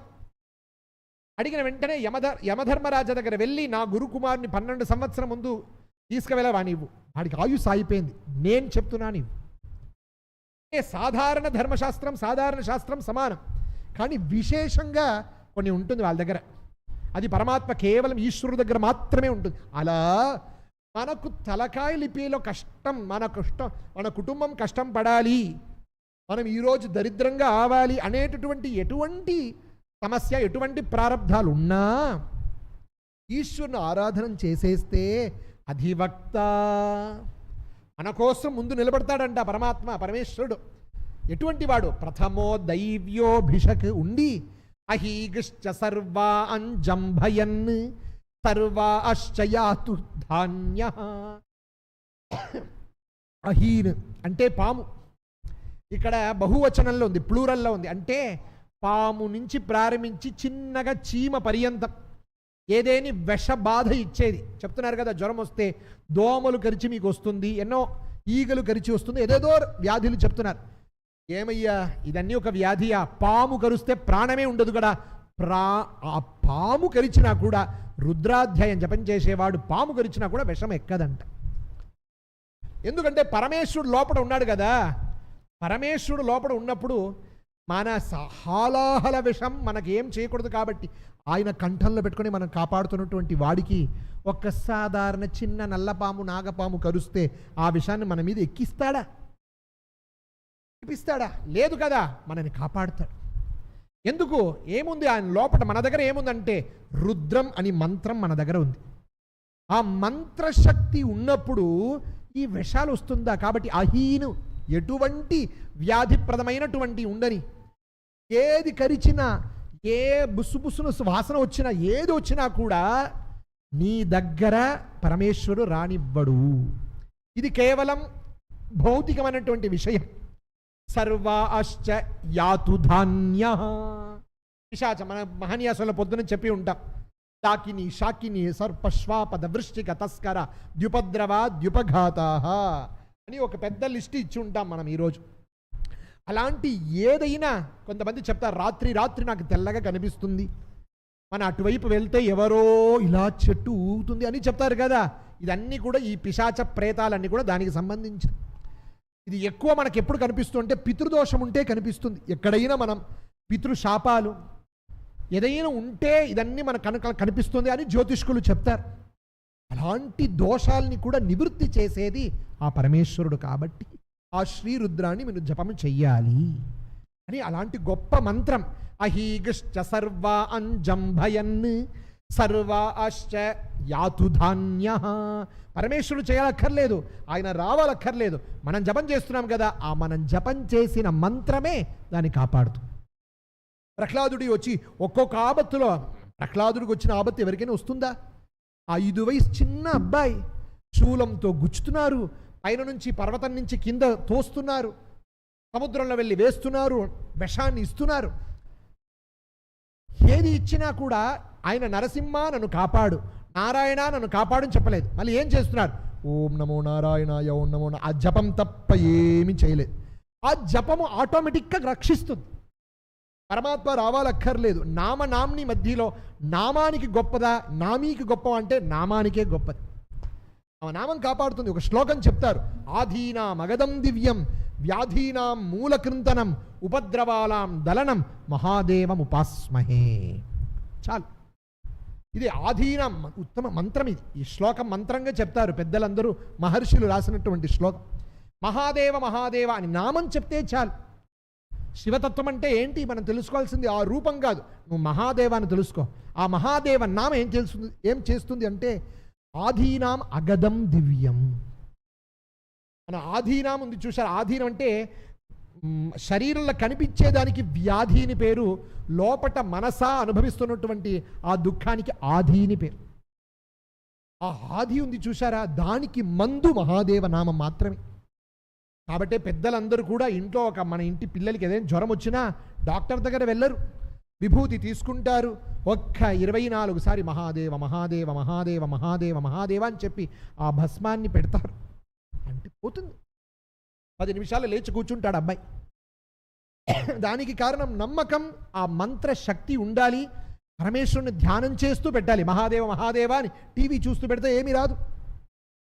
ఆ మంత్రశక్తి తదేక ధ్యానంతో. కాబట్టి ఆధీనాం అగదం దివ్యం, వ్యాధీనాం మూలకృంతనం. ఎంత పెద్ద వ్యాధి ఉన్నా దాన్ని ఏమో సాధారణంగా తాత్కాలిక నివృత్తి చేయదంట, మూలకృంతనం. ఈ వ్యాధికి ఏమి కారణం? లోపల అప్పుడప్పుడు కడుపు నొప్పి అని చెప్తున్నాం. మనం ఏమనుకుంటున్నాం, ఏదో కొంచెం మెంతి వేసుకొని కాదు, నీకు కిడ్నీలో స్టోన్ ఉందయ్యా, ఆ కిడ్నీ స్టోన్ తీస్తే నీ కడుపు నొప్పి రాదు అని చెప్పాలి కదా. అది తెలియకుండా నాకేదో హీట్ అయింది తాగుతూ ఉంటే సరిపోదు, మళ్ళీ మళ్ళీ వస్తూనే ఉంటుంది. పరమాత్మ ఏం చేస్తాడంటే కడుపు నొప్పిగా ఉంది అని పరమాత్మని ధ్యానం చేస్తే వాడు మందు ఇవ్వకుండా నామం ఏం చేస్తుందంటే కిడ్నీ స్టోన్ని క్లియర్ చేసేస్తుంది. అది ఎంత ఎమ్మం ఉన్నా ఎంత పెద్దగా ఉన్నా కూడా అదేదో విసర్జనంలో బయట పడేస్తుంది. ఆ శక్తి నామానికి.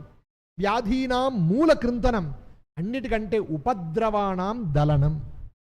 వ్యాధి కూడా పోతుంది, ఆది కూడా పోతుంది. కానీ మన చుట్టూ కొంతమందికి బంధువులే ఉపద్రవము, కొంతమందికి ఆఫీస్లో ఉపద్రవం, కొంతమందికి బయట వెళ్తే ఉపద్రవం, ఎన్నో నానా రకమైనటువంటి ఉపద్రవాలు ఉంటాను చూసారా. ఆ ఉపద్రవాణం దలనం మూలంగా దాన్ని నివృత్తి చేస్తుందంట. ఏది? పరమేశ్వరుడు కాదు, మహాదేవం నామము చాలు. అలాంటి గొప్ప గొప్ప గొప్ప గొప్పగా ఉన్నటువంటి నామానికి అంత పవర్ ఉందే. ఈ శ్రీరుద్రం మొత్తం వైశ్వదేవంగా అంటే పరమాత్మనే సకల స్వరూపంగా మనకు వర్ణించి ఎన్నో. నమో హిరణ్యబాహవే సేనాన్యే దిశాంచపతయే నమః. హే పరమేశ్వర, నువ్వు హిరణ్యబాహు. ఎలా ఉంది ఆయన శరీరం? హిరణ్యబాహు కాదు. ఆయన ఏదైనా వేసుకున్నారా? మీరు చూసారా? ఆయన ఒక్కది మహావిష్ణువు అంటే హిరణ్యబాహు సత్యం. ఎందుకంటే కౌస్తుభ మాలలు, వైజయంతి వనమాల, ఎక్కడ చూస్తే కంకణాలు. కానీ పరమేశ్వరుని చూడండి, ఎప్పుడు చూస్తే ఎలా నాగాభరణంగా ఉంటారు. వస్త్రం కూడా ఉండదు, వ్యాఘ్ర చర్మాంబరధారి, ఏది ఉండదు. ఎప్పుడు చూస్తే తలకాయలు ఎప్పుడు జలం ఉంటూనే, గంగా ఉంటూనే ఉంటుంది. ఇలా ఉన్నట్టుగా ఆయన చూస్తేనేమో హిరణ్యబాహవే అని చెప్తున్నారంటే ఏమి ఆ పరమాత్మ అలా కూర్చున్నాడు కదా, ధ్యానం చేస్తున్నాడు కదా, ఆ శివకాంతి తన మీద పడేటప్పుడు ఆ శరీరం హిరణ్య రూపంగా ప్రకాశిస్తుందంట ఆ పరమాత్మ. అసౌయస్తామ్రో అరుణ ఉత బభ్రుస్సు మంగళ ఏ చేమాగుం రుద్ర అని వేదం వర్ణిస్తుంది. అలా పరమాత్మ ఇంకొక విషయం ఏంటంటే, పరమాత్మ ఎందుకు హిరణ్యమా, కింద ప్రతి ఒక్కరూ ఇక్కడ మన భాగ్యనగరంలో మహారుద్ర హోమం జరుగుతుంది. ఇక్కడ ఒక్కొక్కటి నమో హిరణ్యభావయసే నాణ్యే దిశాంచపతే నమస్వాహ, నమో వృక్షేభ్యో హరికేశేభ్య పశూనామతే నస్వా. ఈ అగ్ని ఉంది కదా, ఆ అగ్ని రూపంగా పరమాత్మ అక్కడ మారిపోతున్నాడంట.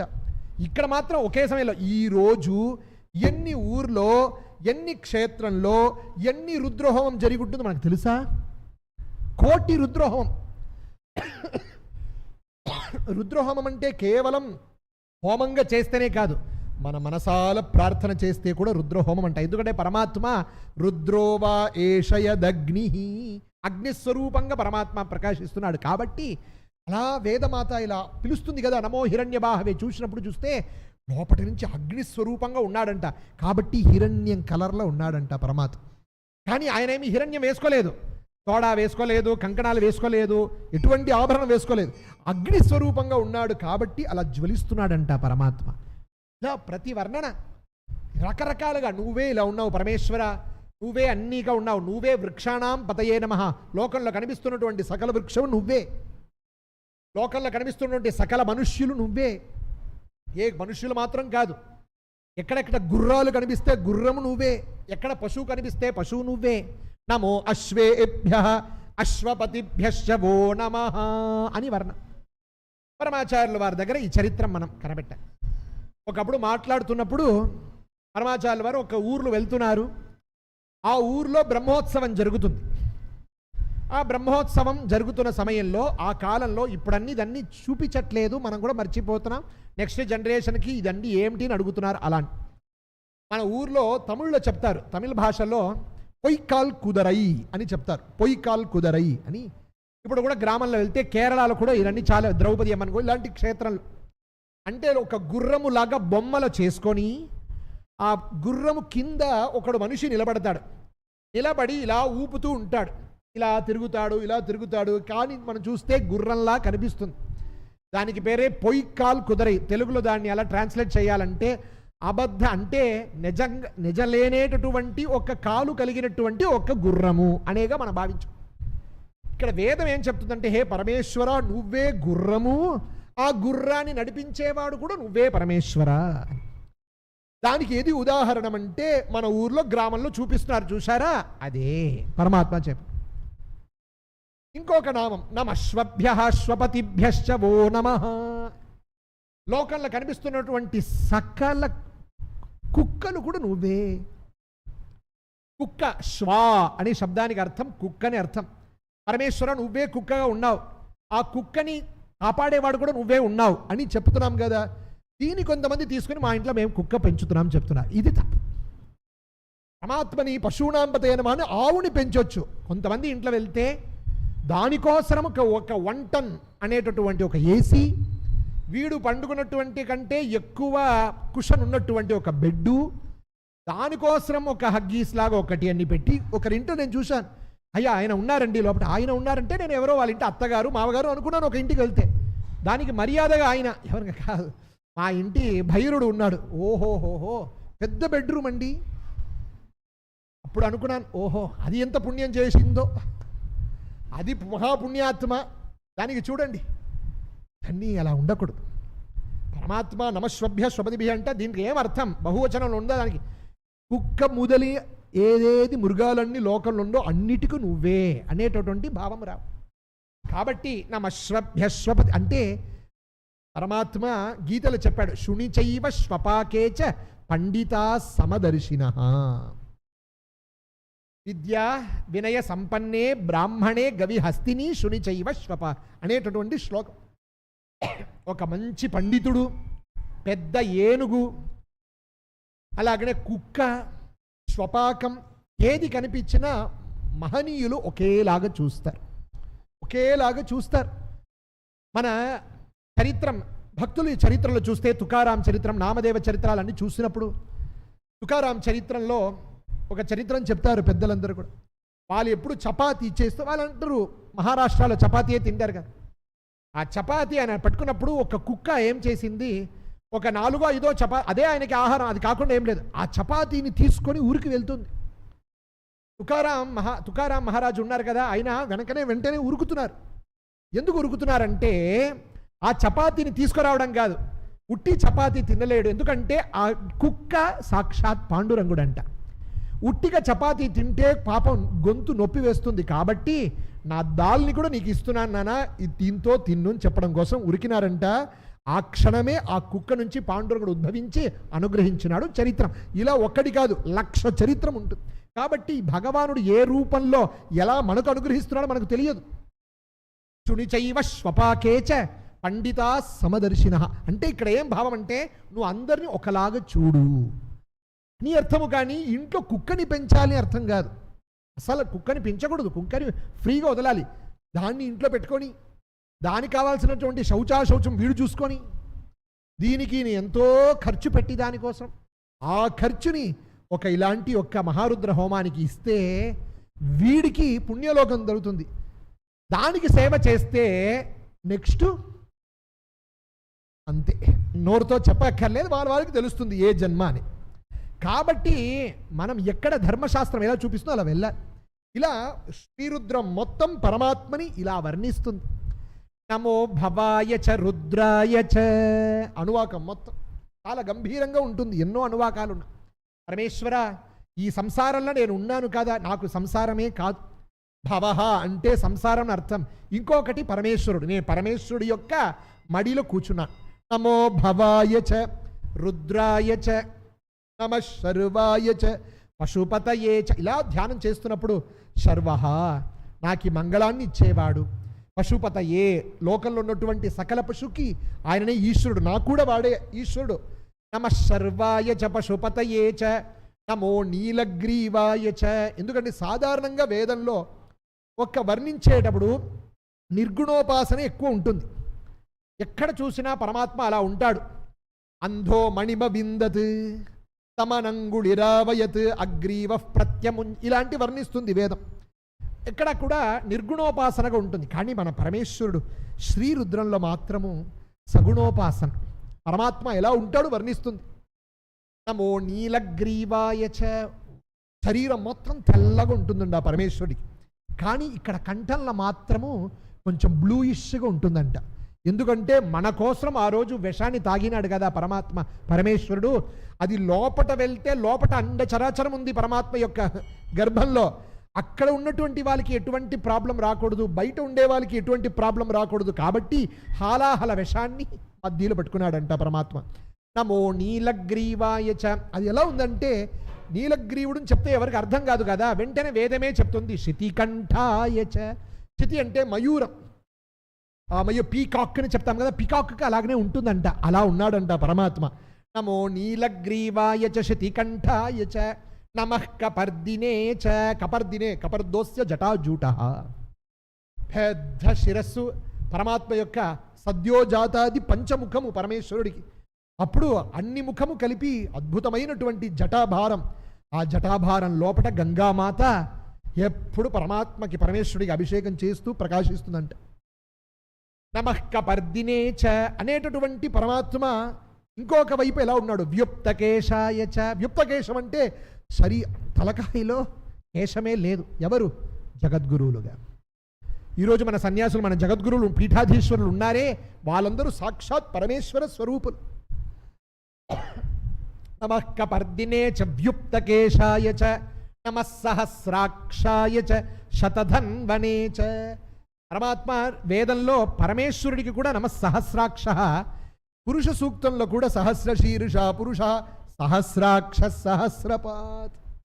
రెండు పరమాత్మ శివుడు మహావిష్ణువు శివుడు రెండిటి ఒకే సమయంలో వర్ణిస్తూ వెళ్తుంది. నమః సహస్రాక్షాయ చ శతధన్వనే చ. ఇంకొక అర్థం ఏంటంటే నేను ఈశ్వరుడే, మీరందరూ వింటున్నారు, మీరు ఈశ్వరుడే, ఈ కెమెరా ఈశ్వరుడే, ఈ మైక్ ఈశ్వరుడు. సహస్రహ అని శబ్దానికి అనంతం అర్థం. లోకంలో ఎవరందరూ కనిపిస్తున్నారో అందరూ కూడా పరమేశ్వర స్వరూపులు. కాబట్టి నమః సహస్రాక్షాయ చ శతధన్వనే చ నమో గిరిశాయ చ. ఈరోజు గిరీశంలో ఉన్నారు, అరుణాచలేశ్వరుడుగా ఉన్నాడు, శ్రీశైలంలో మల్లికార్జున స్వామిగా ఉన్నాడు, సాక్షాత్ కేదారేశ్వరుడుగా ఉన్నాడు. అందరూ కూడా పర్వతంలోనే కదా ఉన్నారు. ఓంకారం అమలేశ్వరం అనేటటువంటి ఓంకారం ఆయన కూడా, అందరూ కూడా అక్కడక్కడ పరమేశ్వరుడు గిరౌ శేతే ఇది గిరిశ నమో గిరిశాయ చ. పర్వతంలో ఉంటున్నాడు, కైలాస పర్వతంలో పరమాత్మ ఉన్నాడు. శిపివిష్టాయ చ, విష్ణు రూపుడుగా ఉన్నాడంట. యజ్ఞో వై విష్ణు పశవశిపి యజ్ఞ ఏవ పశుషు. శిపివిష్ట అంటే మహావిష్ణు రూపుడుగా ఉన్నాడంట సాక్షాత్ పరమేశ్వరుడు. నమో గిరిశాయ చ శిపివిష్టాయ చ నమో మీఢుష్టమాయ చేషుమతే చ. మనం ఏమేమనుకుంటున్నామో ఈరోజు ఇక్కడ వచ్చి కూర్చున్నాం, ఏదో ఒక్క మంత్రమో 4 మంత్రానికి పరమేశ్వరుడి గురించి మనం వింటున్నామంటే మనం చేసిన పుణ్యం ఇంతే. ఈ 1.5 అవర్ చేసిన పుణ్యం ఇంతే. కానీ పరమాత్మ మనకి ఇచ్చేది 80 సంవత్సరానికి కావాల్సినటువంటి ఐశ్వర్యాన్ని మనకి ఇస్తున్నాడు పరమాత్మ. కాబట్టి నమో మీఢుష్టమాయ చేషుమతే చ నమో హ్రస్వాయ చ వామనాయ చ నమో బృహతే చ వర్షీయసే చ. హ్రస్వ అంటే అత్యంత చిన్న వస్తువు, ఆ చిన్న వస్తువులో చిన్న పరమాత్మగా ఉంటున్నాడు. నమో బృహతే చ, పెద్ద వస్తువులు పెద్దల పరమాచార్యులు చెప్పారంట ఒకప్పుడు ఉపన్యాసం. ఎందుకు ఇంత కష్టపడాలి? పరమాత్మ ఇలాంటి అణోరణీయాన్ మహతో మహీయాన్ అని మనకు తైత్రీయ ఉపనిషత్. అంటే అణు అంటే చిన్నది, మనం అణు అని చెప్తున్నాము కదా, ఆ అణు అంటే చిన్నది, ఆ చిన్నదికి చిన్నగా ఉన్నాడు, ఆ చిన్నది కంటే చిన్నది ఉండాలి. మనం ఎంత దాన్ని మెషర్మెంట్ చేస్తే మీ యొక్క సైన్స్ మూలంగా ఎంత చేసినా దీనికంటే చిన్నది ఏమీ లేదు, ఇదే అత్యంత చిన్నది అని మనం ఎంత స్కోప్ పెట్టి చూసినా ఉందో దానికంటే చిన్నగా పరమాత్మ కనిపిస్తాడంట. అణోరణీయాన్ మహతో మహీయాన్. ఎంత లోకంలో సర్వవ్యాపి అంటే ఆ వ్యాపి కంటే ఎక్కువ పరమాత్మ ఉంటాడంట అని ఉపనిషత్తు చెప్తుంది. అంత ఈజీగా ఉంది కదా వేదాంతం, ఎందుకు కష్టపడుతున్నారు? జగద్గురులు మనకు బోధించినట్టుగా చరిత్రం చెప్తుంది.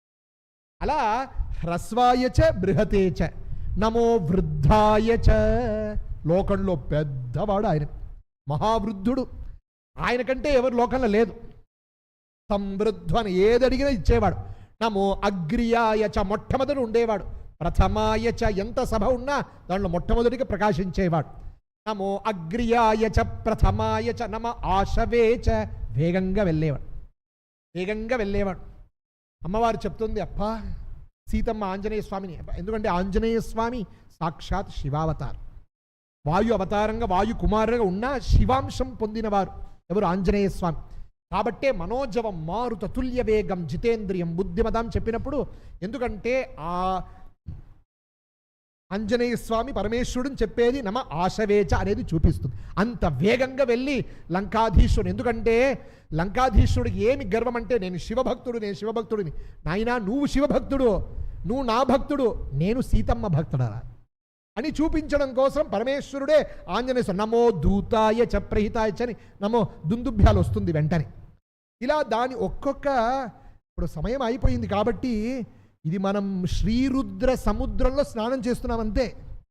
మొత్తం శ్రీరుద్రం చేయాలంటే మొత్తం అర్థం చెప్పాలంటే 7 రోజులు శ్రీరుద్ర సప్తాహంని పెడితేనే కనీసం కొంత చూడవచ్చు మనం శ్రీరుద్రాన్ని. అంత అర్థం నేను వేగంగా చెప్తున్నాను, ఎందుకంటే ఒక్కొక్క నామానికి ఒక్కొక్క చరిత్ర ఉంది. ఒక్కొక్క నామాన్ని నమో అగ్ర్యాయ చ అంటే రామాయణం నుంచి మనం తీసుకురావాలి.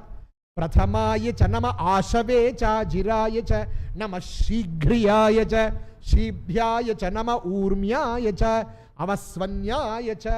సముద్రంలో ఊర్మి అని చెప్తారు, అలా వస్తుంది కదా, అలలు వస్తున్నాయి కదా, ఆ రూపంగా పరమేశ్వరుడే ఉన్నాడంట. మనం చూస్తున్నాం, వావ్ ఎంత అందంగా ఉంది నాయనా. అది కాదు, అది ఎలా వచ్చి వెళ్తుందో నువ్వు కూడా అలా వచ్చి వెళ్ళిపోతావు. కానీ పుణ్యాన్ని సంపాదించి పరమాత్మని నువ్వు పొందడానికి ప్రయత్నం చేయని చూపిస్తుందంట ఆ అలలో కూడా.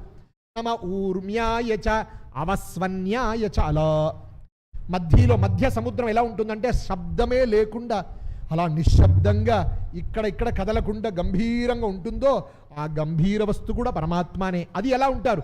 జ్ఞానులు అలా ఉంటారంట. ఎటువంటి ఎంత కష్టం వచ్చినా, వర్షం పడినా, ఎండ కొట్టినా, ఏం భూకంపం వచ్చినా కూడా వాళ్ళు కదలరు. ఎలా మధ్య సముద్రం ఎలా ఉంటుందో అలా ఉంటారంట. అది కూడా పరమాత్మనే, జ్ఞాని స్వరూపంగా పరమాత్మనే. మనలాగా వచ్చి వెళ్ళేది కూడా పరమాత్మ స్వరూపమే. అలాంటి నమ ఊర్మ్యాయ చ వస్వన్యాయ చ నమ స్రోతస్యాయ చ ద్వీప్యాయ చ అని వర్ణన. గొప్ప వర్ణన. అన్నిటికంటే పరమాత్మని లాస్ట్లో పిలుస్తుంది వేదమాత. ఏం పిలుస్తుంది అంటే ద్రాపే అంధసస్పతే దరిద్ర నీలలోహిత. హే పరమేశ్వర, నువ్వు దరిద్రుడు. పరమాత్మని చూసి దరిద్రుడిని పిలుస్తున్నా అంటే దరిద్రం అంటే అది అర్థం. మనం అనుకుంటున్నాం డబ్బులు ఉంటే ఐశ్వర్యవంతుడు, డబ్బు లేనే వాళ్ళు దరిద్రుడు కాదు. పరమాత్మ ఏం దరిద్రుడు అంటే అకించన. ఇది కావాలి అనేది వాడికి లేదు, సర్వం ఎప్పుడు ఆయన దగ్గర ఉంటుంది కాబట్టి వాడు అకించన అని అర్థం చేస్తాం. అంటే ఎంతో మంత్రం. చమకంలో చూస్తే శంచమే, మనకేమి కావాలి? ప్రారంభమే వాజశ్చమే. మొట్టమొదటి ప్రార్థన, నాకు మంచి అన్నం ఇవ్వు. లోకంలో ఎంత డబ్బులు సంపాదించినా తృప్తి రాదు, ఎంత సుఖం అనుభవించినా తృప్తి రాదు. తృప్తి ఇచ్చేది ఒకటి అన్నం మాత్రమే. చాలు అని మనం ఏది చెప్తాం? భోజనాన్ని మాత్రమే చెప్తాం. కాబట్టి తృప్తి ఇచ్చేటటువంటి అన్నం నాకు ఇవ్వుగాక అని ప్రార్థన. చివరి ప్రార్థన వాజశ్చ ప్రసవశ్చ. ప్రారంభము వాజ, తర్వాత లాస్ట్ మంత్రం ప్రారంభించేది కూడా వాజశ్చ. ఇటువంటి అన్నం అంటే ఎన్నో గొప్ప ప్రార్థనలు. ఈరోజు శ్రీరుద్రం శివతత్వం గురించి కొంతవరకు మనం చూసి, కానీ ఒక్క మాట మాత్రం చెప్తున్నాను పరమాత్మని గురించి. శ్రీమద్ భాగవతంలో దాక్షాయణి అమ్మవారు చెప్తున్నారు, యద్యక్షరం నామ గిరేరితం నృణాం సకృత్ ప్రసంగాదఘమాశుహంతి తత్ పవిత్ర కీర్తిం తమలంఘ్య శాసనం భవానహోద్వేష్టి శివం శివేతరహ అని. అమ్మ ఎవరు? దాక్షాయణి అమ్మ తన తండ్రి అయినటువంటి దక్ష ప్రజాపతి శివద్వేషుడు వాడు. వాడిని పిలిచి చెప్తుంది, అమ్మా నానా, ఆ 2 అక్షరాలు ఎంత మధురమైన అక్షరం శివనామం. దానికి ఎవరు ఉపదేశం చేయ అక్కర్లేదు. తర్వాత మనుష్యుడే చెప్పాలి అక్కర్లేదు. ఒక కుక్కకి నోరున్నా కూడా శివనామం చెప్పొచ్చు. దానికి పరిశ్రమపడి చెప్పాలి అక్కర్లేదు. దానికి మంత్ర మహర్షి దేవత ఋషి ఛందస్ చెప్ప అక్కర్లేదు. దానికి సంకల్పం చెయ్య అక్కర్లేదు. దానికి పురుషుడే చెయ్యాలి, ఉపనయన సంస్కారం కావాలి అక్కర్లేదు. ఎవరైనా చెప్పొచ్చు. ఎవరికి నోరుందో యద్వ్యక్షరం నామ గిరేరితం నృణాం. ఒక్కసారి ఏదో గాయత్రి జపం 108 1008 అని చెప్తారే, శివనామానికి ఒక్కసారి చెప్తే చాలు. సకృత్ ప్రసంగాత్ చెప్పినా మన యొక్క పాపాలన్నీ నివృత్తి అవుతుంది. మనం పాపము నివృత్తి అవ్వాలి, మనం ప్రార్థన చేసుకోవాలి. కానీ నాకు పుణ్యము రావాలి చేయ అక్కర్లేదు. ఇప్పుడు కూడా మన యొక్క ఇంటి బాగా ఉండాలంటే పెయింట్ కొట్టడం కంటే ఉన్నటువంటి బూదులు తీసేస్తే ఎలా అందం కనిపిస్తుందో, అలా మన శరీరంలో ప్రారబ్ధం సంచితం ఎన్నో పాపాలు ఉన్నాయి. ఆ పాపాన్ని నివృత్తి చేయడానికి ఒకే ఒక ఉపాసన శివనామము, రుద్రనామం. ఆ శివ శివ శివ శివ శివ శివ అని చెప్తుంటే చాలు, పాపాలన్నీ నివృత్తి అయి మనకు క్షేమాన్ని ఇస్తున్నటువంటి ఒక గొప్ప మహామంత్రము ఆ శివనామాన్ని మనం అనవరతం పారణం చేసుకొని తమ సాయుధ్యాన్ని మనం పొందాలి అనేది మనం ప్రార్థన చేసుకుంటాం. ఈ క్షేత్రదర్శిని ట్రస్ట్ జగద్గురుల యొక్క అనుగ్రహం చేత విశేషంగా జరుగుతుంది. ఈ రోజు నుంచి చాలా చాలా మంచి కార్యాలని జరగబోతుంది. ఈరోజు గురువాసర పుణ్యకాలం, మృగశీర్ష నక్షత్రం. ఎందుకంటే మృగశీర్ష నక్షత్రానికి దేవతుడు సోముడు. ఆ సోముడు ఎవరు కాదు, సాక్షాత్ పరమేశ్వరుడు. ఆ పరమేశ్వరు గురు రూపంలో ఈరోజు మనకు అనుగ్రహిస్తున్నాడు. కాబట్టి సాయంకాలం ఈరోజు ఆర్ద్ర కూడా వచ్చేసింది. ఆర్ద్ర సాక్షాత్ రుద్రుడి యొక్క నక్షత్రము. ఆ నక్షత్రం కూడా ప్రదోష సమయంలో ఈరోజు వచ్చింది. కాబట్టి ఆయననే మనల్ని లోపట ప్రవేశించి మాట్లాడిపిస్తున్నాడు. కాబట్టి ఏదో కొంతవరకు ఆ శివరుద్ర విషయం మనం తెలుసుకున్నాం. ఆ పరమేశ్వరుడు మీ అందరికీ మన అందరికీ కూడా సకల క్షేమాన్ని అనుగ్రహము ఎప్పుడు చెయ్యుగాక అని ప్రార్థిస్తూ ఈ ఉపన్యాసాన్ని పూర్తి చేస్తున్నాను. ఈ ట్రస్ట్ జరుపుతున్నటువంటి మన కందాల రమేష్ అవధాని గారు మా శిష్యులు, వేదభవన శిష్యులు, ఎంతో గొప్పగా ఈ యొక్క ట్రస్ట్ ద్వారా ఎన్నో సత్సంగాన్ని చేస్తూ అక్కడక్కడ పుణ్యక్షేత్రంలో వెళ్ళి వేదపారాయణం శివాభిషేకాలన్నీ చేస్తూ ఎంతో గొప్ప కార్యక్రమం చేస్తున్నారు. ఆయనకి మన ద్వారా మనం ఎంత కుదురుతుందో అంత ఆయనకి మనం విడివిడిగా చెయ్యలేం. కానీ చేస్తున్నటువంటి ఇలాంటి గొప్ప సంఘానికి మనం ఏదైనా మనము ధర్మము చెయ్యాలి. చేస్తే ఆ పుణ్యం మనకు కూడా వచ్చి మన ప్రారంధాలన్నింటి కూడా నివృత్తి చేసి మనకి ఎంతో శ్రేయస్సుని కలిగిస్తుంది. కాబట్టి వాళ్ళు ఆ కుటుంబానికి, దీంట్లో ఈ సభ్యులు, ఈ సభకి ఎవరందరూ కైంకర్యం చేశారు వాళ్ళందరికీ కూడా ఆ పరమాత్మ సకల క్షేమాన్ని ఇవ్వుగాక అని చెప్పి నేను ఈ ఉపన్యాసాన్ని పూర్తి చేస్తున్నాను. హర నమః పార్వతీపతయే, హర హర మహాదేవ.